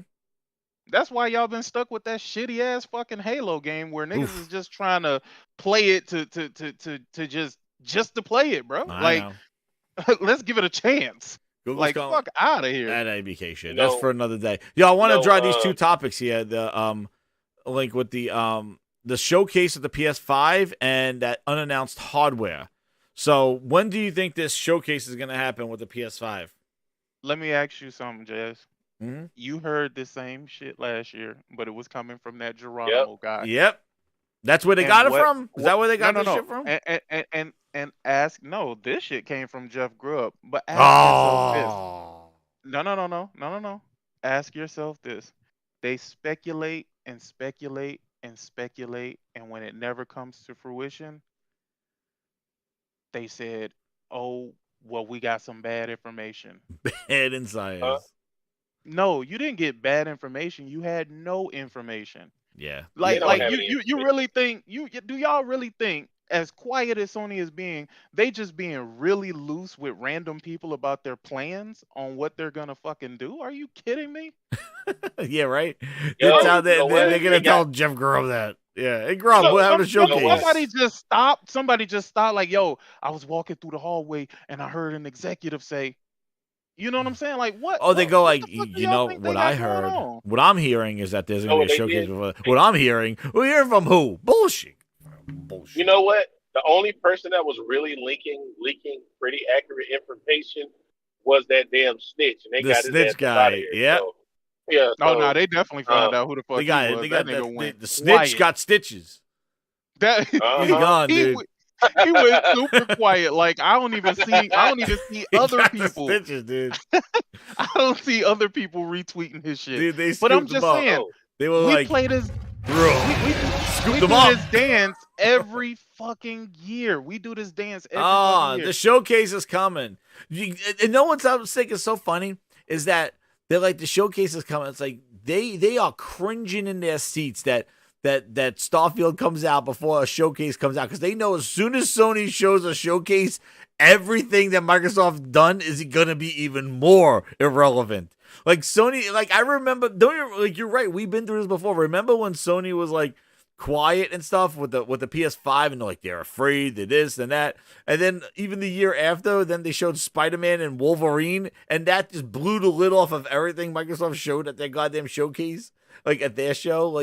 They know that a Sony showcase, they're biding time. They're like, oh, okay, I need a couple games that I could rub it in everybody's face until Sony has a showcase, because they know the next Sony showcase is going to be insane, and they're not going to be around. Everything that Xbox has done is going to be even more irrelevant, that they're hyping up this mediocre shit, because it's going to happen. And you know what? Sony could do it whenever they want. And the thing is, though, and again, sources, I'm going to tell you right now, they did it with Horizon Forbidden West. Horizon Forbidden West was shown a few weeks before Microsoft Showcase, right before the Summer Games Fest. It didn't kick off Summer Games Fest. It was a couple of weeks before. It was May. It was end of May. They showed Horizon Forbidden West gameplay that blew the door off of everything. And then everything that was shown at Summer Games Fest and Microsoft's bullshit showcase, Bethesda showcase, was mediocre, because nothing looked like Horizon Forbidden West.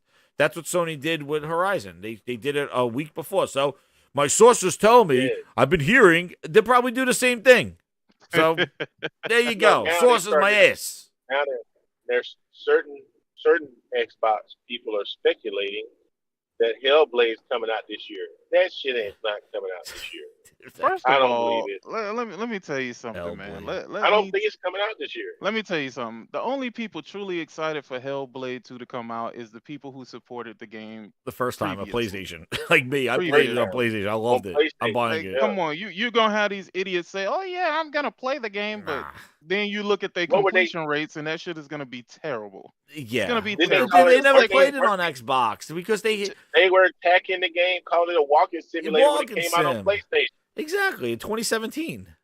It's funny how they all of a sudden just switched, and It's now they all love internet bull. Senua, and now they love walking simulators. And come on, man. Meanwhile, it was supposed to be the How do y'all even multiplayer. take those dudes Sick. seriously? It was supposed to be the seriously. multiplayer console, and they're hyping up Bethesda games. Really? Hyping up Starfield. It's supposed to be the multiplayer place. It was a shooter box. It was where I play with my friends. What friends you're playing Starfield with? I ain't gonna lie. I'm gonna keep it real with you, Jazz. Even when they was talking about Starfield being a PlayStation exclusive, bro, I wasn't excited for that game at all, bruh, because it looked like some Fallout shit when they first showed, and I don't even know if that was real gameplay now, but kind of it might have been. Y'all don't remember that clip that leaked of Starfield previously? And it was some dude in a fucking space suit or something like that, walking around by some house or something like that. Yeah. And I was like, yo, this shit look just like fucking Fallout, bro. And I'm not a fan of Fallout.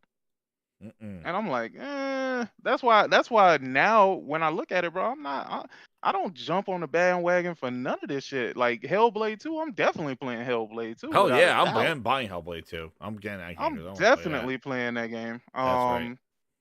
But as far as everything else, I'm not excited for no fucking Starfield, bro. Are you kidding me, man? I can't. I mean, what I'm gonna do? I'm gonna get excited for Call of Duty.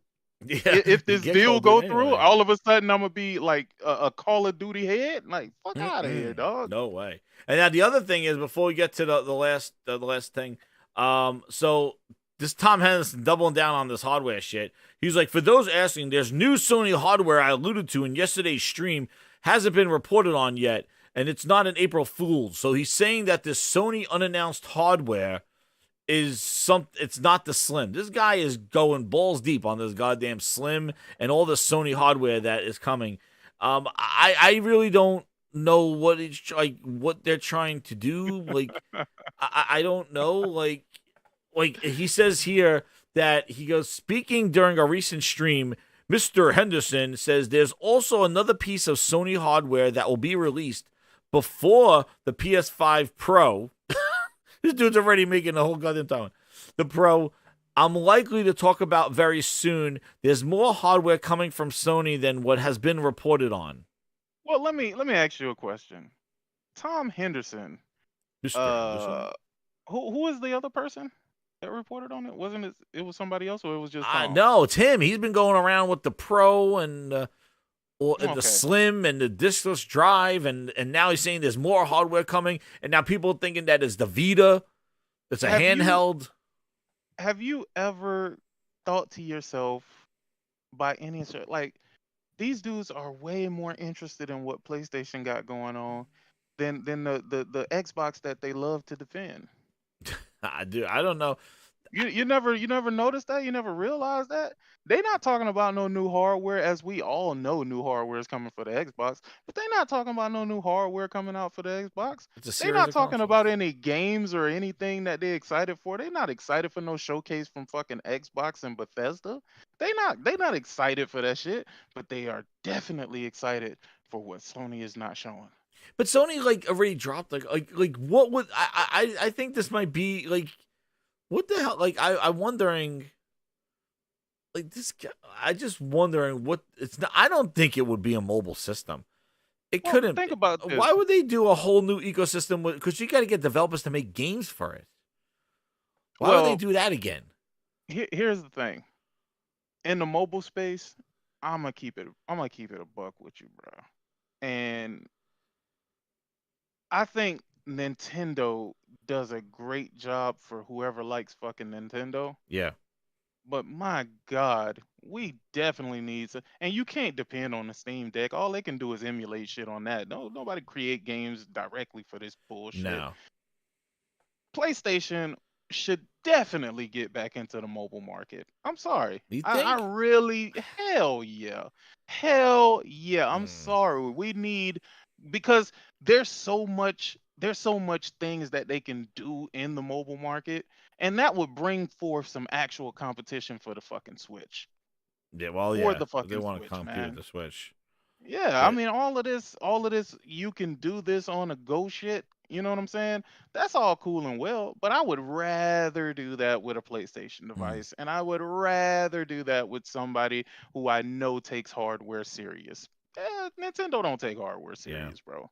You know what? I- I always had an idea. Here, you want to hear my mobile solution? You see if you guys are like, you'll buy this thing. I had an idea back when the 360 was going to turn into the Xbox, when the 360 was coming out. And I was like, if Microsoft was going to do a mobile unit, and now I'm thinking of Sony now, if they're going to do a mobile unit, my mobile device would be a device that you could plug into your console and you could pull some maybe games that are compatible, not like the big ones, but maybe like some of the indie games, some of the smaller games, and pull them onto this device and play them on the go natively. And basically, it'll be just like a smaller version of the console, but a weaker version, almost like a Steam Deck type thing. But you could go to your console and pull the small games off. Games that would fit more of a mobile platform, because you're not going to want to play, Horizon on a 5-inch screen, but maybe a game like Fist, or a game like Sifu, or a game like Rollerdrome, or something like that. Some of the smaller games, when I'm not in front of my big screen TV and I want to play this smaller game, maybe I'll play that on the go. I'll play that somewhere else where I could play those games in a smaller format, and then play my big games on the big screen. I always thought of like having a mobile device where I could just pull those little games. And at the time I was thinking about Xbox Live Arcade games. I was like, hey, it'd be great to take these little games that I'm probably not going to play when I'm sitting at my console with surround sound and everything, and maybe put them on a little device where I could play them later natively. And, I could play those arcade games on the go and still get achievements or whatever the hell it is. And then when I plug it back in, puts my progress. Like, that was my idea for a mobile system. Listen, it was beautiful the way they had it with the Vita, right? Don't get me wrong, people shitted on the Vita, but it was beautiful. You had those games that if you bought it on fucking PlayStation, that shit would also come with a Vita version of Yes, they did do that, because I have a Vita. Yes. Yeah, you know how many games that I got that were cross-platform in the PlayStation, and they would give them in the PlayStation ecosystem? Plus too. They would give some Vita games away in that too. So my thing is they should definitely do that, because again, you think the there's Japanese space there for market them. loves loves handhelds. Now here's the thing, it'll definitely be an uphill battle for them, because the Japanese market also loves Nintendo. You know what I'm saying? But as creative as Sony is, and if they put the haptics and shit that they put into, like the PS5, Ooh, yeah, adaptive triggers in a mobile unit. yeah. Ooh. And not only that, they made the little backbone things that you can put the Vita inside of and use it like a regular controller. Again, it was they they definitely have a space in the mobile.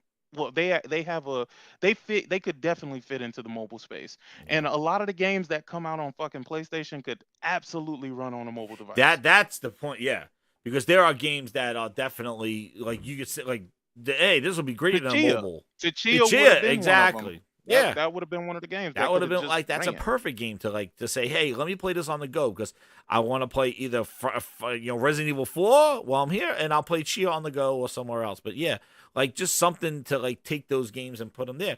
But I like the whole like having the game, and I think that's what they need to do because I'm thinking if they're going to do a mobile, they're going to have a whole new ecosystem, a whole new kind of development platform, and deal with like if they're going to do cartridges or just going to do memory cards. And that's the thing. No mobile memory, proprietary memory cards. I think they learned a lesson from that one. Since they're all in the same ecosystem, they should have it where if it's developed for like a PS5 or a PS4, whatever, then it should automatically be able to scale down and work on a mobile platform. Yeah, that's what I always wanted because I don't want to do another ecosystem. Like here's the mobile version of the console game, and I'm like, no, I don't need bootleg versions. I'm like, just give me the same version, scale down, like the Switch, like the Steam Deck. Yep. Yeah. But the thing is, I mean, I don't know why Sony is building themselves up to be a part of everybody else's fucking ecosystem. I mean, to be honest with you, if we're going to keep it a bug, it looks like if anybody's going to go third party, it might be them. They're already gearing up. Now, I know people don't like to hear it, but unfortunately, I have to tell you the unhappy truths. Well, if they still do those PC ports, dude. Like they still those PC ports, they're gonna kill that revenue stream real quick. I mean, right now, I don't think there's anything to worry about. I mean, they're still king in the console space, right? Like, yeah. There's nobody. You can't make them. They can't stretch too thin. That's the problem. I don't want them to stretch too thin that we start seeing dips in the console space because they're too focused on this mobile trash. Yeah. But if they could do, but there is games like now with this the way games are and they scale, like they can just dump them on a mobile thing and go. But I don't want to play no cloud shit. Like I want to play natively. Yeah, I'm not playing no cloud. I'm not streaming stuff to my phone stuff because I tried that on my phone and it's like it's no thanks. It already says. I keep telling people that that's never going to be a good thing. No, it's never going to work the way you want it to work because nobody can guarantee what type of connection you're going to have at any given moment, even if you're on 5G. Yeah. Right. A cell tower can go down at any moment. You know what I'm saying? Like that streaming stuff is never going to be it. If you sitting up here and you saying to yourself, man, I can't wait for streaming to become mainstream, it's never going to become mainstream. Never going to happen. No. It's never because there's too many variables in it. Yep. It's too many variables in it, and it just is something that you can't really predict. Exactly. What about you can't let me tell you. I'm gonna put it like this. You can't even predict your own Wi-Fi. No. Because at any given moment, something can throw it off. You ever been connected to your Wi-Fi and all of a sudden you disconnect randomly? You have no fucking idea. Oh yeah, why. IP address conflict, stuff like that. Yeah. Yeah, dude, it's so many things that can go wrong with wireless, which is why I don't know why anybody ever thought that this cloud shit would ever be anything. Was any of us surprised when Stadia was like, oh yeah, well we're gonna shut these doors down. Fuck this. Nobody was surprised. We were all like, well, it took this long. You know what I'm saying? Mm-hmm. Everybody was more confused that it took this long for Stadia to just die and go away. That's right. Would it die and go away? Think about this. How many times have you heard Xbox talk about xCloud? Yeah, they've been. You don't quiet never about hear it, them dude. turn about They're quiet that. About you it. Never hear them talk about that bullshit. Yep, they've been quiet about it. Hey, what happened to the leapfrog that came out by Logitech? Oh, you heard my exclusive interview, right? Like you saw on my video. I interviewed him at PAX. Oh, you did? Yo, you did see the video, dude? Oh my god, you gotta watch my video, dude. Oh my god! So did it come out or is it coming out? No, it's out already. It's out and it's discounted again. Oh, okay. It went back to the $300 price point. You guys didn't see my freaking interview? No. Oh man. All right. Should I play it one more time for everybody? I guess we haven't. I don't think I played it on the Gaming Grindhouse. Did I play it last week? This poor guy. All right. Well, I'm gonna play it here so you guys can see it. Oh man. Everybody gets a chuckle out of this thing. The G-Cloud was at PAX East. This poor guy. G-Cloud. I'm gonna make him famous here. There it is. There goes the video.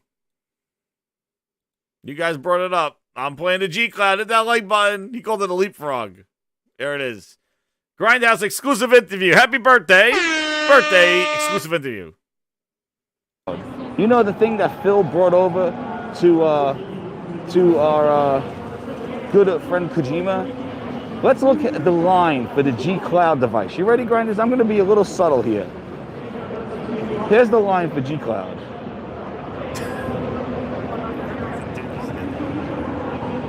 How you doing, man? That's the G-Cloud? It's all. It hasn't worked in this thing. So this is the trailer. In the trailer, we just have like more, a better internet connection, like our own. Oh, gotcha. You got your own. Okay, cool. Yeah, so like we can like show off the capabilities. Yeah, because that thing's all the cloud. That's really nice. Yeah. Gotcha. Where's the line? There is no line. You can just walk anywhere. If you want, you can even demo the like. Oh, that's it? Yeah. So if you want. Oh, okay. It runs on Android operating system, so you can get like Android apps, Google Chrome, YouTube, Netflix. Android's very customizable, so you can do a lot with it. But for the most part, it's for streaming, like stuff from Xbox, Gamepass's new Xbox Cloud gaming, or Steam Link and NVIDIA GeForce. It's really nice. It's that's cool. Like a Steam Deck Switch competitor. Gotcha. Sounds good. Thank you very much for that. Look, they're in the hammock.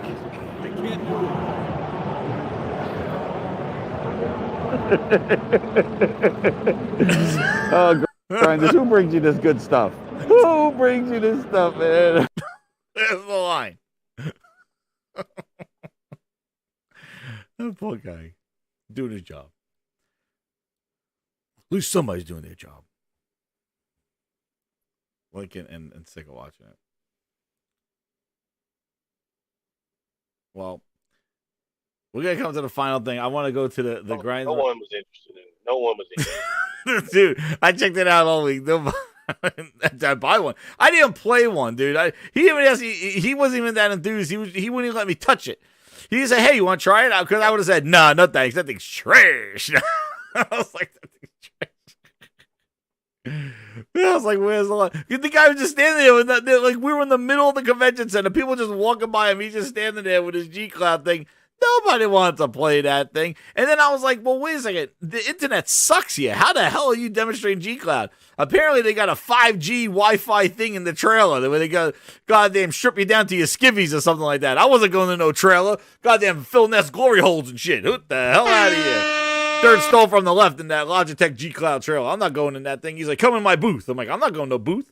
But you see the rooftop party lifestyle that they're trying to set up there. Look. Hang out in the hammock, swing here, and this blue ball thing that's swinging around, and get the hell out of here. This kind of like hippie bullshit. Yeah, nobody's streaming like that, playing on that garbage. He called it a Switch and Steam Deck competitor. I almost ripped off my mask. Lucky I walked away. I was laughing because the grinders were in the chat when I was doing that. But. Ooh. That Logitech G shit? That's what he said at the end. He's like, it's like a Steam Deck and a Switch competitor. Who said that? The guy I interviewed. Get the fuck out of here. I just played the video. You gotta go. I just streamed the video. You gotta watch my interview. He said at the end. Yeah. So what happens when there's no internet? That shit. That's an Android phone without. It's an Android phone. That's what that thing is. What happens to your phone when you don't have cell phone service? That's exactly what happens to the G-Cloud. I mean, because you need to connect to these services that's on it. Yeah. Right? If you don't connect to the services that's on it, then you have no games to play. You have nothing to play, dude. Like, it's nothing. You have nothing. That's exactly what happens. But yeah, I can't wait for that shit to die. I'm going to be real. Dude, it's dead already. It's already on sale. It was 300. It was 300 pre-order. Then it was 350. Oh man, you guys missed my show, man. On Friday, I went into Logitech's financials, and the guy says so far so good. I went into Logitech's financials to see how G-Cloud was doing because Windows Central wasn't covering it, so I had to cover for it. Why Windows Central wouldn't cover it? Ain't it? Because they were talking about PSVR 2. They were saying PSVR 2 is a failure, but nobody cared about G-Cloud sales. So I went into Logitech's. So I went into Logitech's. So go watch the. I'm gonna tell you, go watch the video. I went on for 2 hours about it. You go to I went to Logitech's their statements, and I went to their financials, and the guy's like, so far so good. And then he's like, we are very conservative. Like, oh man, and they said that they're gonna improve this year to -13, -15, or something like that. They're improving to -15 and -17 or something like that this year. Improving to a negative. So tell me how Logitech's doing. But anyway, I want to get to the final thing. Xbox is updating its UI. It's adding back a social feature to show what people are playing. They took that away and put it back. So more cumbersome stuff is coming to the Xbox UI to cover up your live backgrounds that they added. So more advertisements. Now just advertisements about what your friends are doing in a feed. So enjoy that. I'm not even going to deal with that stuff. That's in the pre-alpha betas, Cousin's Former Roommate edition that you could download and probably brick your Xbox. But that is an update that's coming. Tom Warren posted that up there. But let's get to the final thing of what grinds the VIP's gears. But wait a second. Wait a second. What's this?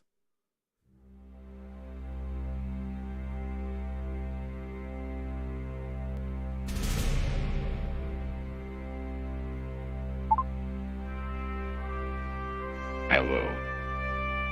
This is Jim Gordon Ramsay Ryan. I am proud to be here today for the Grindhouse's birthday. I'm here to guarantee the quality of PlayStation will remain with PlayStation.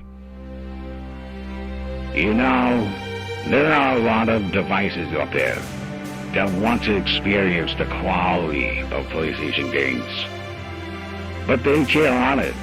They don't have the power of the SSD and the secret sauce that Mark Cerny's pumping. That is where the PS5 delivers. So, as Jim Gordon Ramsay Ryan, I tell you, PlayStation players, don't worry about these other places where we're putting our games. Let those dudes worry. Because here at PlayStation, you are the most important thing to us. Because you buy our games. You play our games. You love our games. So I say, happy birthday, Grindhouse.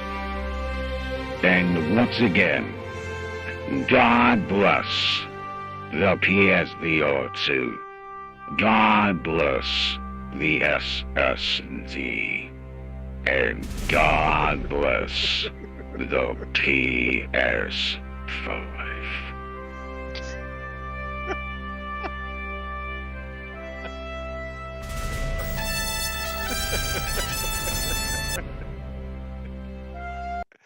Yeah, Wow. I was trying to think who that sounded like. It kind of sounded like fucking Optimus Prime, man.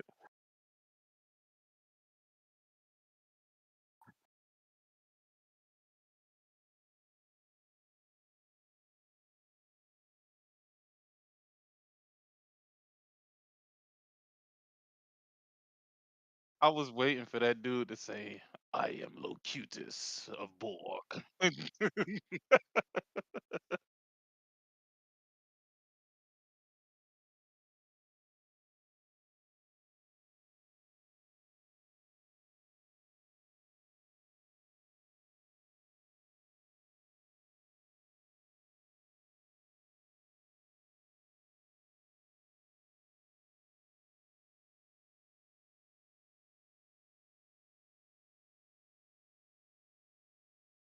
Mm-hmm.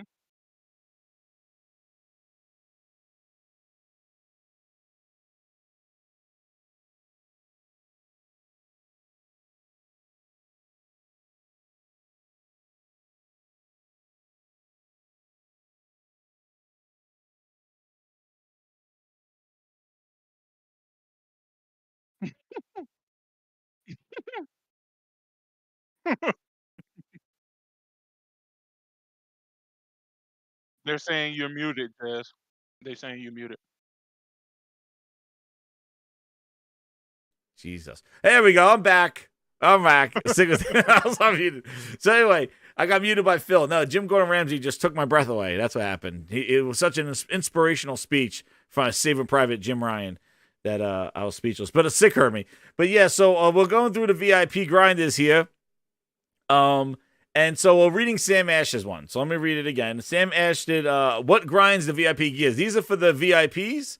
And so like I shout out to them for putting these things together. So when they're partying, this is their drunk text, basically. When they're partying with Herman Hulst in the VIP Grindhouse, I reach out to them and they give me some drunk text here, what grinds their gears. So Sam Ash says, what grinds his gears is Forspoken charts back-to-back months, but somehow Hi-Fi Rush is more profitable. Make that make sense. Also, the PC crowd needs to let it go when PSVR 2 needs to be on PC. If Sony wanted it there, then they would have made it compatible for the jump. Amen to that. That is totally true. Enough of that. They're like, oh, if it was on PC, it would sold so much. Get the hell out of here. Those guys are complaining about shaders loading for a half hour. Imagine putting the PSVR 2 on there and trying to play Vive games on it. Like, what? There are no games on PlayStation VR 2 that are on the PC. So what do you want to do? Jerry rig it up? You fucking MacGyvers over there? Like, that's what you want to do? You want to spend $400, $500 on a PSVR 2, an inferior platform's accessory to put on your PC so you could go MacGyver that shit up? Goddamn, make a bomb out of a Tic Tacs or some shit that's like, wait, watch this. I could turn to PSVR 2 and I'll make it play some bootleg Oculus game. This is wonderful. Like, dude, stop it. Go watch MacGyver. Enough. If it wants to be on PC, there needs to be games over there. They just want the hardware. They're so hungry for that hardware. That's the thing. They want the hardware. But there's no games to play on it. They're like, oh, they can go buy the hardware. Go buy PS. Yeah, go buy hardware, plug it into your PC, and go figure it out. God damn it. Making Tic Tacs, making bombs out of Tic Tac and bubblegum. That's what they want to do over there. I think whoever made that comment about Forspoken, though, that's. Oh, hell yeah, dude. That's enough. Sam Ash, definitely. That was a twofer for Sam Ash. Definitely. I mean, my thing is, when I look at it, right, I'm honestly just sitting up here like, dude, y'all wanted this game to fail so bad. And there's no reason why you should have even felt that way. Because it's weird. They complained about Frey, right? And said, oh, listen to her. Yes. Oh, this game is woke. But now they complaining that there's no black people in fucking Final Fantasy 16. Oh my God, yeah. What the fucking happened around the games that Sony got, huh? Oh yeah, exactly. Were they wondering or asking themselves, is there any black people in Hi-Fi Rush? I don't know if there is. I haven't played that fucking game, so I can't even tell you.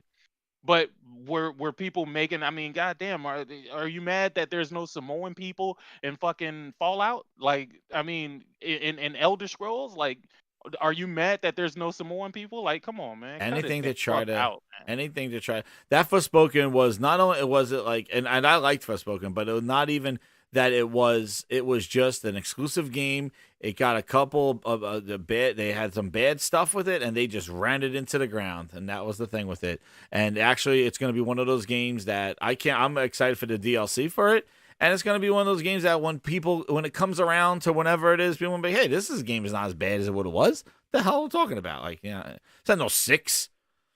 Yeah. Mysama, thank you with the 10. He goes, That Calcion grinds my effing gears 4 a.m. in the morning. Happy birthday, Jez. Thank you so much. I only said the Klaxon. What, that Klaxon? Who's Klaxon? I don't know, but go get some rest. Thank you so much for the super chat. We're going to go again here. Heath Steve. Oh, let's get one of the salty panel here. Here you go. What grinds my gears? Thrifty PS Gamer Reviews says what grinds his gears is when people say that PS Plus is $18 a month for premium, but don't realize you can get premium for $120 a year, which is $10 a month. Facts on that one. Thank you again. Heath Stevens goes, it drives me crazy that they're saying PSVR 2 flopped when it's only available on PlayStation Direct and not retail stores. Wait. Let me ask you a question. Mm-hmm. Because I keep hearing people harbor on this PSVR flopped and all this other crazy shit. How much are they saying that it's sold? Dude, I haven't been looking at any gaming news lately. Man, you so got I have no clue. sick. Next time you take a dump, turn on the gaming Grindhouse and go listen to my show on Friday. I get into the whole thing. But anyway, so there was an analyst, all right, that said, hey, I expect this PlayStation VR 2 by the end of March to sell 275 or 270,000 units by the end of March. Then by the end of March, he expects it to sell, and it needs a price drop in order to save this horrible launch. Okay, that's what he said. Then Takahashi, who's been disproven twice by Sony when he said that they were reducing their sales numbers, they were reducing their productivity of the PS VR 2 from 2 million, and they were bringing it lower. Sony came to say, no, Takahashi, you're wrong. He said the same thing about the PSVR 5 reducing production numbers. Sony came out again and said, you're wrong. I got the two articles. So now he's doing it again, running with this analyst that took a shit in a stall and yelled out saying, I think 270 sounds about right by March, running it around. So There's no numbers. Okay. So clearly there's no numbers. No numbers. Let's just think about this 270,000 for a minute, right? Mm-hmm. That's 270,000. I know some consoles that don't sell 270,000. There's no articles about them. They're okay. That's the plan. The plan is to look like shit. Remember? that's the plan. Yeah. Nah, that's the plan. Oh, here's Either one. way. Josh Ayers goes, what grinds my gears? People dumping on Ada Wong's voice actor. She did a decent job. I didn't get to that part yet, but I heard she canceled her Twitter account. Ada Wong.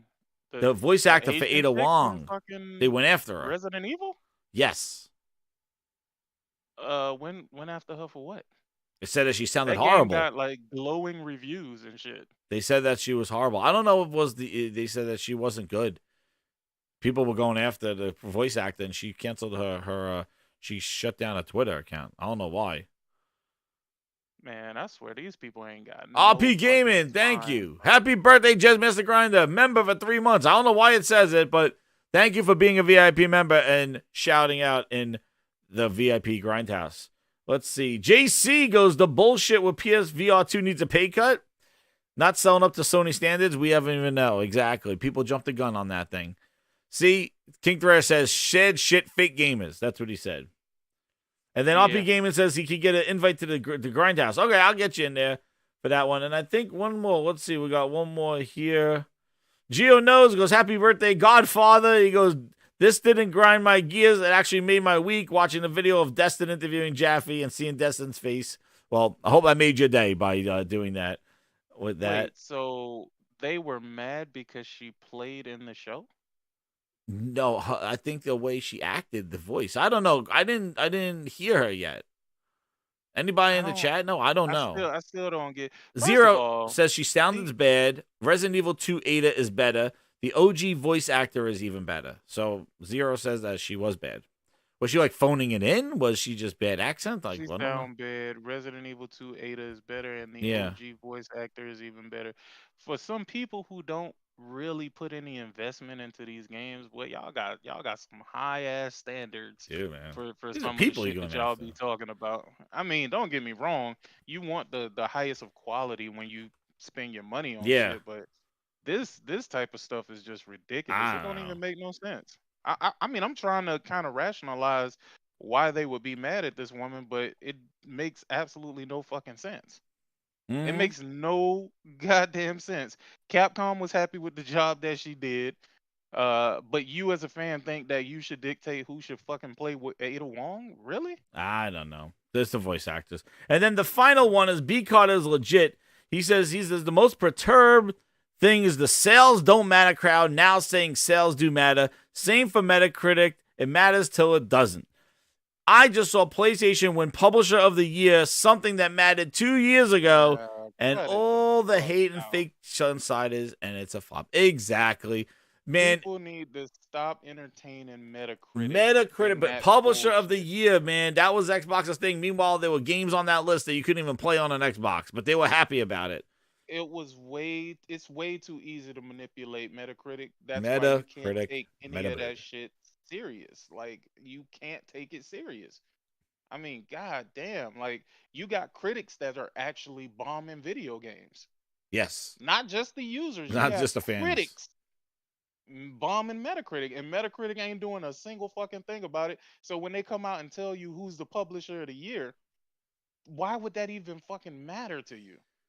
Oh my goodness. It's whoever they dictate. The more you give Metacritic power, the more they're gonna start implementing stupid shit like this. Soon you're gonna have the Metacritic Awards.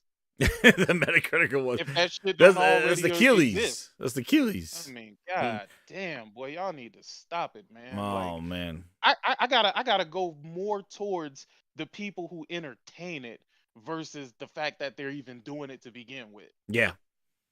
Well, I think it serves us right since we're having this final conversation. Now we have just the last special guest of the evening come on through. Sick, you may know him. Everybody kind of knows him. We've seen everything about him. He has bared it all. And he's going to be on here for the final message this evening.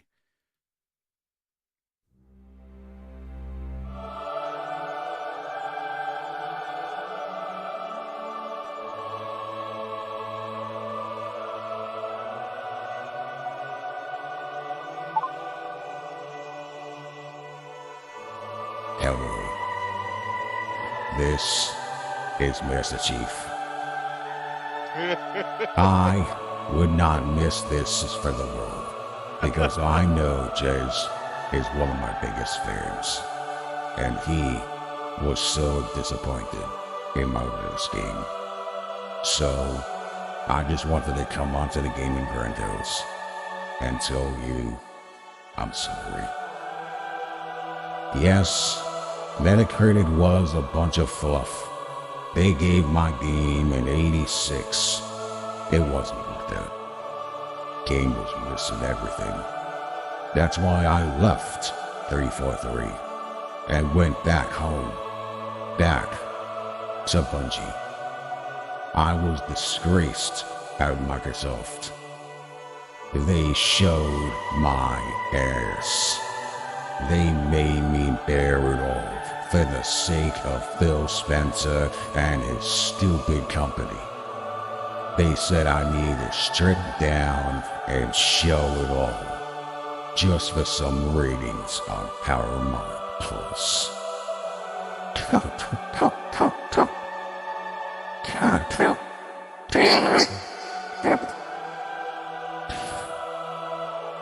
Sorry.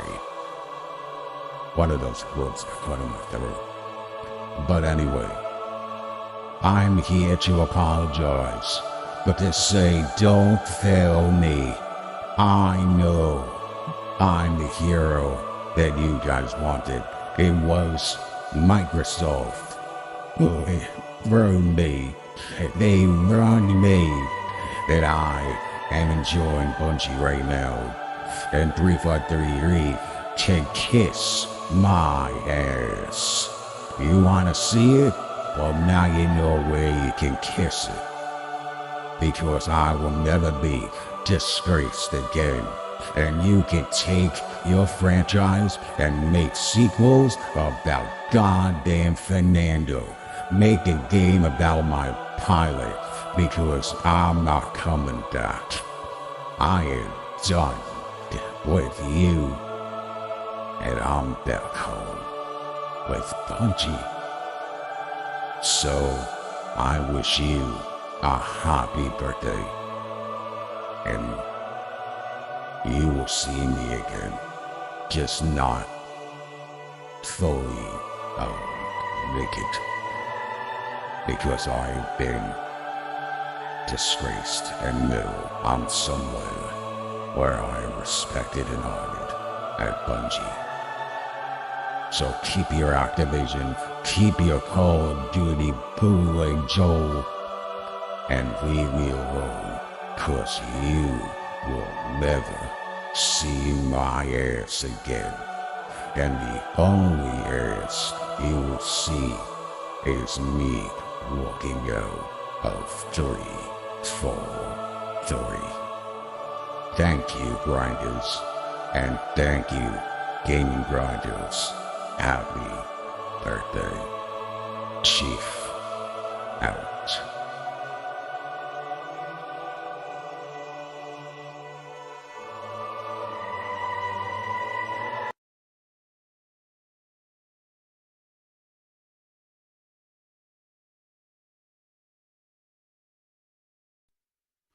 Oh my. That was the most heartfelt birthday gift I could ever ask for. My favorite character. Wishing me a happy birthday. Wow. Sick had to leave. He was laughing so hard. But thank you, Sick. Thank you, Link, for coming through and making it a party. And thank you, Grinders, for coming through. There will be more guests on this channel. I have some more. They just couldn't make it this evening. But I think ending on Master Chief is a way to go out. So, with that, I want to thank all the Grinders. Thank you for all your birthday wishes. Shout out to everybody in the chat, the VIPs, Thresh, Kratos, Toolman, Don John, Mary, Wild Wolf, Alfonso. You guys are still coming through. Nick, Matty Beast, the Floyd. How you doing? Advocate. Shout out to everybody. Brian East, Umar Ryan. Thank you, everybody, too, for all the VIP. VIP Grinders, grinding those gears in the chat. And I want to thank everybody. Josh Ayers, thank you for putting that through there. Guapzilla, what's up, man? Thank you for sharing. Guap, where's Guap? I gotta make him I'll make him a mod. Yeah, Guap's been here all the time here. There we go. But Andrew Wilkins, shout out to you. Thank you for renewing the Everybody RP Gaming VIP Grinders. Thank you again. Thank you, everybody. It's been Mary Wilcox, Amanda, thank you for coming through. Geraldo Nuts, Side Effect Gaming, Sam C. If you're new here, hit that like button, hit that subscribe button, hit that join button, baby. Because this is the Gaming Grindhouse. I got a whole Matt Booty soundboard coming for you. Oh, man, you're not going to want to miss it. This is the place to be. This is the Gaming Grindhouse, and I'm Jez7780. What grinds my gears? And it's been a glorious birthday. I want to thank everybody again. There's no feelness here. This is not a rooftop party. Happy birthday, Grindhouse. Now hit that like. Hit that like on your way out, Grinders. Thank you again. A few moments later. Wedding song. Kratos, get on that dance floor. And they're all on Gamepass. Some of them like a requiem. What to play first and what to play last. Scratch to ground, shroom and doom. Cause they're all on Gamepass. Among Us, the Ascent, and more. Thank you again, everybody. I'm out.